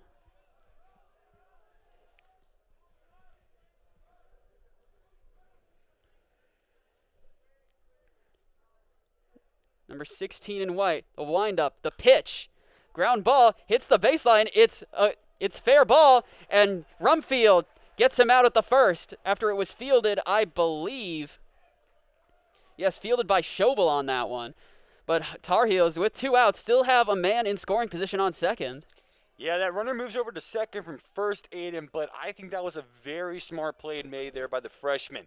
Get the ball, get the easy out. You wouldn't want to field it and then open up your body and try to throw it across of it, because you can just throw it right out there in the left field, and the Tar Heels would have runners on second and third in that situation with Justice Thompson coming up, and we saw what he could do after that 3rd inning.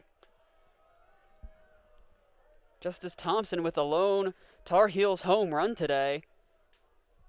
Make himself comfortable in the left batter box. Silverling gonna go, looks like he's gonna stick with that left-handed pitch.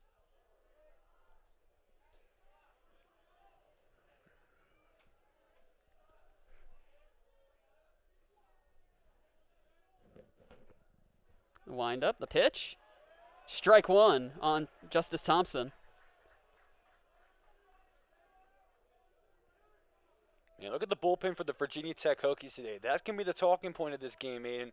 2 2/3 inning and have allowed 0 hits so far. So that's really special about what they've really been able to do out of the pen.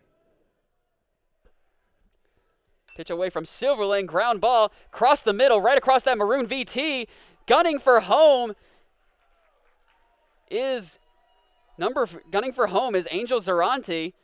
And the Tar Heels get a run on the board. They're down now only 2 runs, 6-4. So, in my correction, it's actually 2 2/3 inning and 1 hit for North Carolina. Right after I said that, Thompson is putting it right up the middle, and that makes it now for North Carolina. The tying run is at home plate, and that becomes a difficult situation now for the Hokies. Can they make the most of it and make sure that they are able to keep that tying run staying at that tying run position. You know what I mean? Don't want to put them all on the bases. Brenton Traggy on the right batter box. Pitches away from Silverling. It's going to be ball one.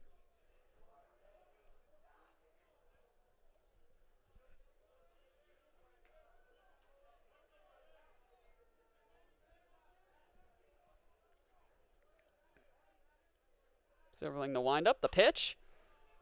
He gets it. It's going to be fielded by Chauvel. Send it to first for Rumfield. He's out. And that will take us to the bottom of the 8th inning. Great recognition, great coordination there between Chauvel and Rumfield. So the Tar Heels break through after going scoreless through 3 innings. They get 1 at the top of the 8th, but they've still got work to do, trailing the Hokies 6-2. We'll step aside, and when we come back, we'll bring you the bottom of the 8th between the Tar Heels and the Hokies. Hello, and welcome back. We are set for the bottom of the 8th here between the Hokies and the Tar Heels. Tanner Schobel up to bat now, taking his spot in the left batter box. Hokies lead at 6-4. Lancelotti still at pitcher for the Tar Heels. Pitch is away. Be ball one for Schofield. Schobel. Gets a knock at this one. Hits inside the left baseline, making a break for first base, and waiting for the call. They're going to say he's out. Good call there by the official, David Pritchett. Sometimes you have to think about it yourself how amazing third baseman's arms are. Horvath looked like he wasn't going to be out that throw, but he gunned it right across the diamond and got it in. Great reach right there by Centrinato as well to get that reach, and that's a big out for the Tar Heels. It keeps the runners off the bags. Cade Hunter up to bat now. Pitch from Lancelotti, low and inside.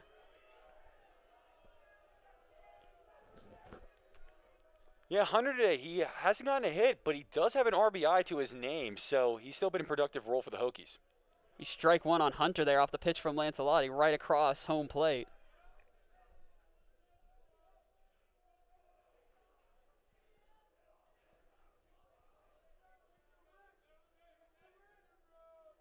The pitch from Lancelotti. Hunter gets this one high, chasing back a Tar Heel, and caught right at the wall. What a snag by the center fielder, Justice Thompson.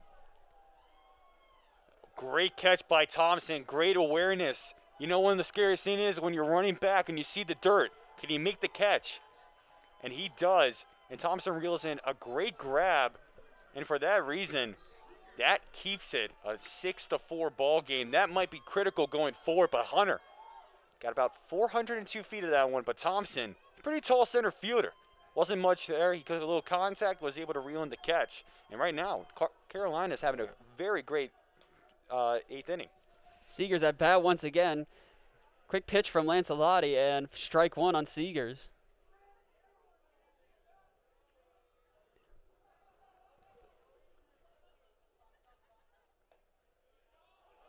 Strike two on Seegers. Very efficient inning thus far for the Tar Heels.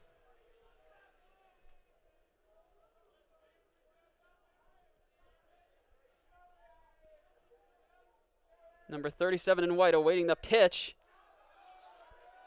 Thought about it, hit the ground. Still a little miscommunication between Lancelotti and Centracchio. That one hit the ground again, so it'll be ball one for Seegers. Lancelotti stepping into the pitch.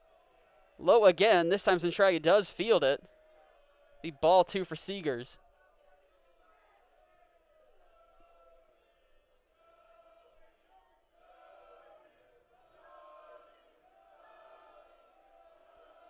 Here comes the pitch. Low and central again, so ball three for Seegers. Seegers looking to get his third walk to first base today. But number 31 in gray can end it here. Centracchio dropped it. Let me say all ball. Foul tip there by Seegers No. to keep the count alive. Couldn't quite get a good look at what exactly transpired there.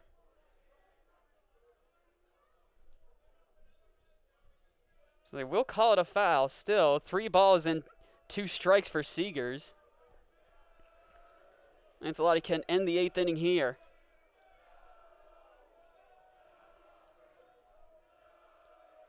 Ancelotti, the pitch. And for the 3rd time today, Seegers will take a leisurely stroll to first base. Keeps that 1.0 average going, Aidan. 3 walks, a single. Jonah Seeger has done a great job of getting on base today for the Hokies. And Genther will step up to bat once again today for the Hokies.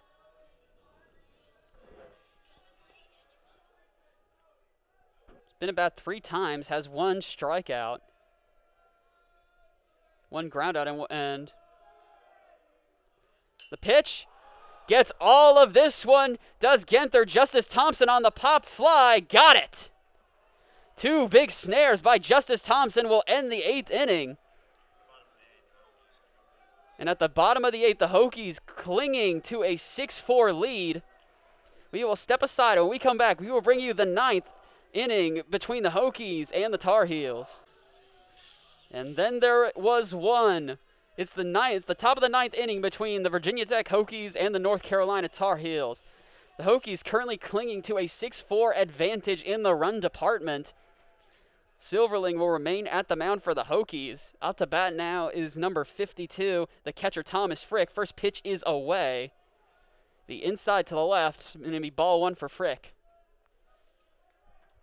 Do or die now for the Tar Heels. Silverling the pitch.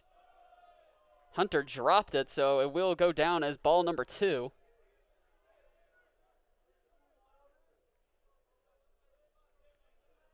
Silverling going to dust himself off again. Wind up, pitch. Outside to the right, ball 3. Yeah, but the Hokies are not shying away. They got 2 guys warming up in the bullpen in any situation. But right now, the Hokies have to make sure the tying run doesn't get to the plate. And then strike 1, right on the money there was Silverling. So a 3-1 now for Frick, trying to get his 2nd walk to first of the day. Pitch is away. This one bounced and foul ball. Just to the left of that Atlantic Union Bank logo. And they're going to call that, I believe, a strike? It's a foul ball, foul so ball. It'll be strike 2 coming up now. But Silverling did a good job of working back in the count. Pitches away from Silverling. Strike 3, he's out. And an agitated exchange between the official and Frick. I feel like that's going to just be because, Frick's been behind the plate all day today. And he probably thinks that he hasn't gotten that call a few times when Carolina's been pitching. But this time when he gets it, when Virginia Tech's pitching, he got a little bit enraged on that one. But that's a big strike 3 call in this one. It's 1 out now. Hokies are 2 away now. Zarate in the left batter box. Pitches away. Strike 1. Has struck out twice today. Has Zarate.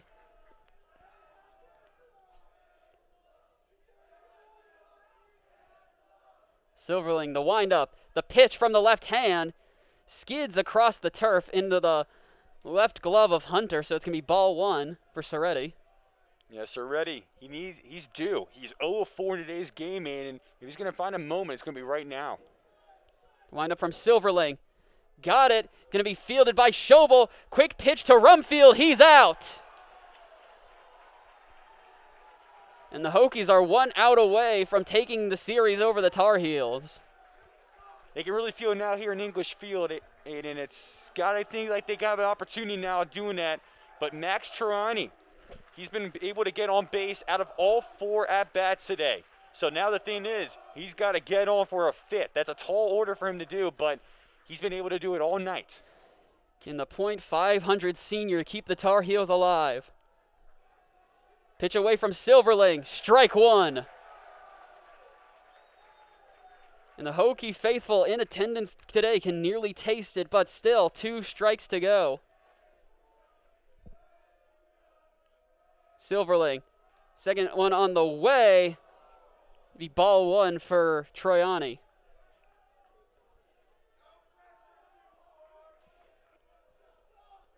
Pitch away from Silverling. Strike 2. Silverling.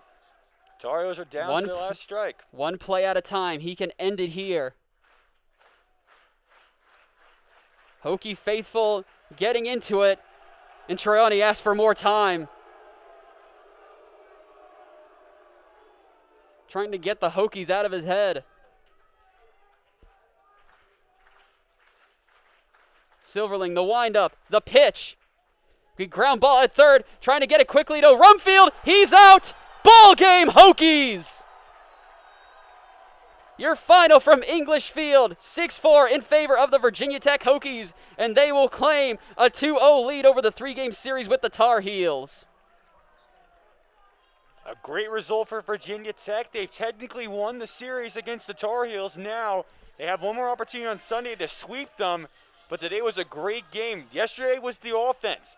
Today, it was the relief pitching, Aidan. It came in well after Chris Gerard had a good outing. He gave up a ton of hits, but the good thing was that he didn't make sure they were turned into runs. And now Virginia Tech can safely say we're one of the best teams in the ACC. And today, it was an electrifying game from English Field. The fans came out. It was an awesome game for them to really tune into. The home crowd is happy. The Hokies are happy. But the Tar Heels will look tomorrow to really get one game before they head down to Chapel Hill. So the Hokies will claim their second straight series win over a ranked in-conference opponent and will likely for the time being secure their position at number 1 in the Coastal Division. Tar Heels, again, can still get back in, can not claim the series, but maybe regain some momentum tomorrow. Our associates with 3304 Sports will have the call for that one. But as it stands currently, the Hokies claim the series in a thrilling pitching battle, 6-4. Thank you for tuning in with 3304 Sports. I'm Aidan Butler. Man to my left is Andy Loce, and we wish you all a good night from English Field. This has been a presentation of 3304 Sports.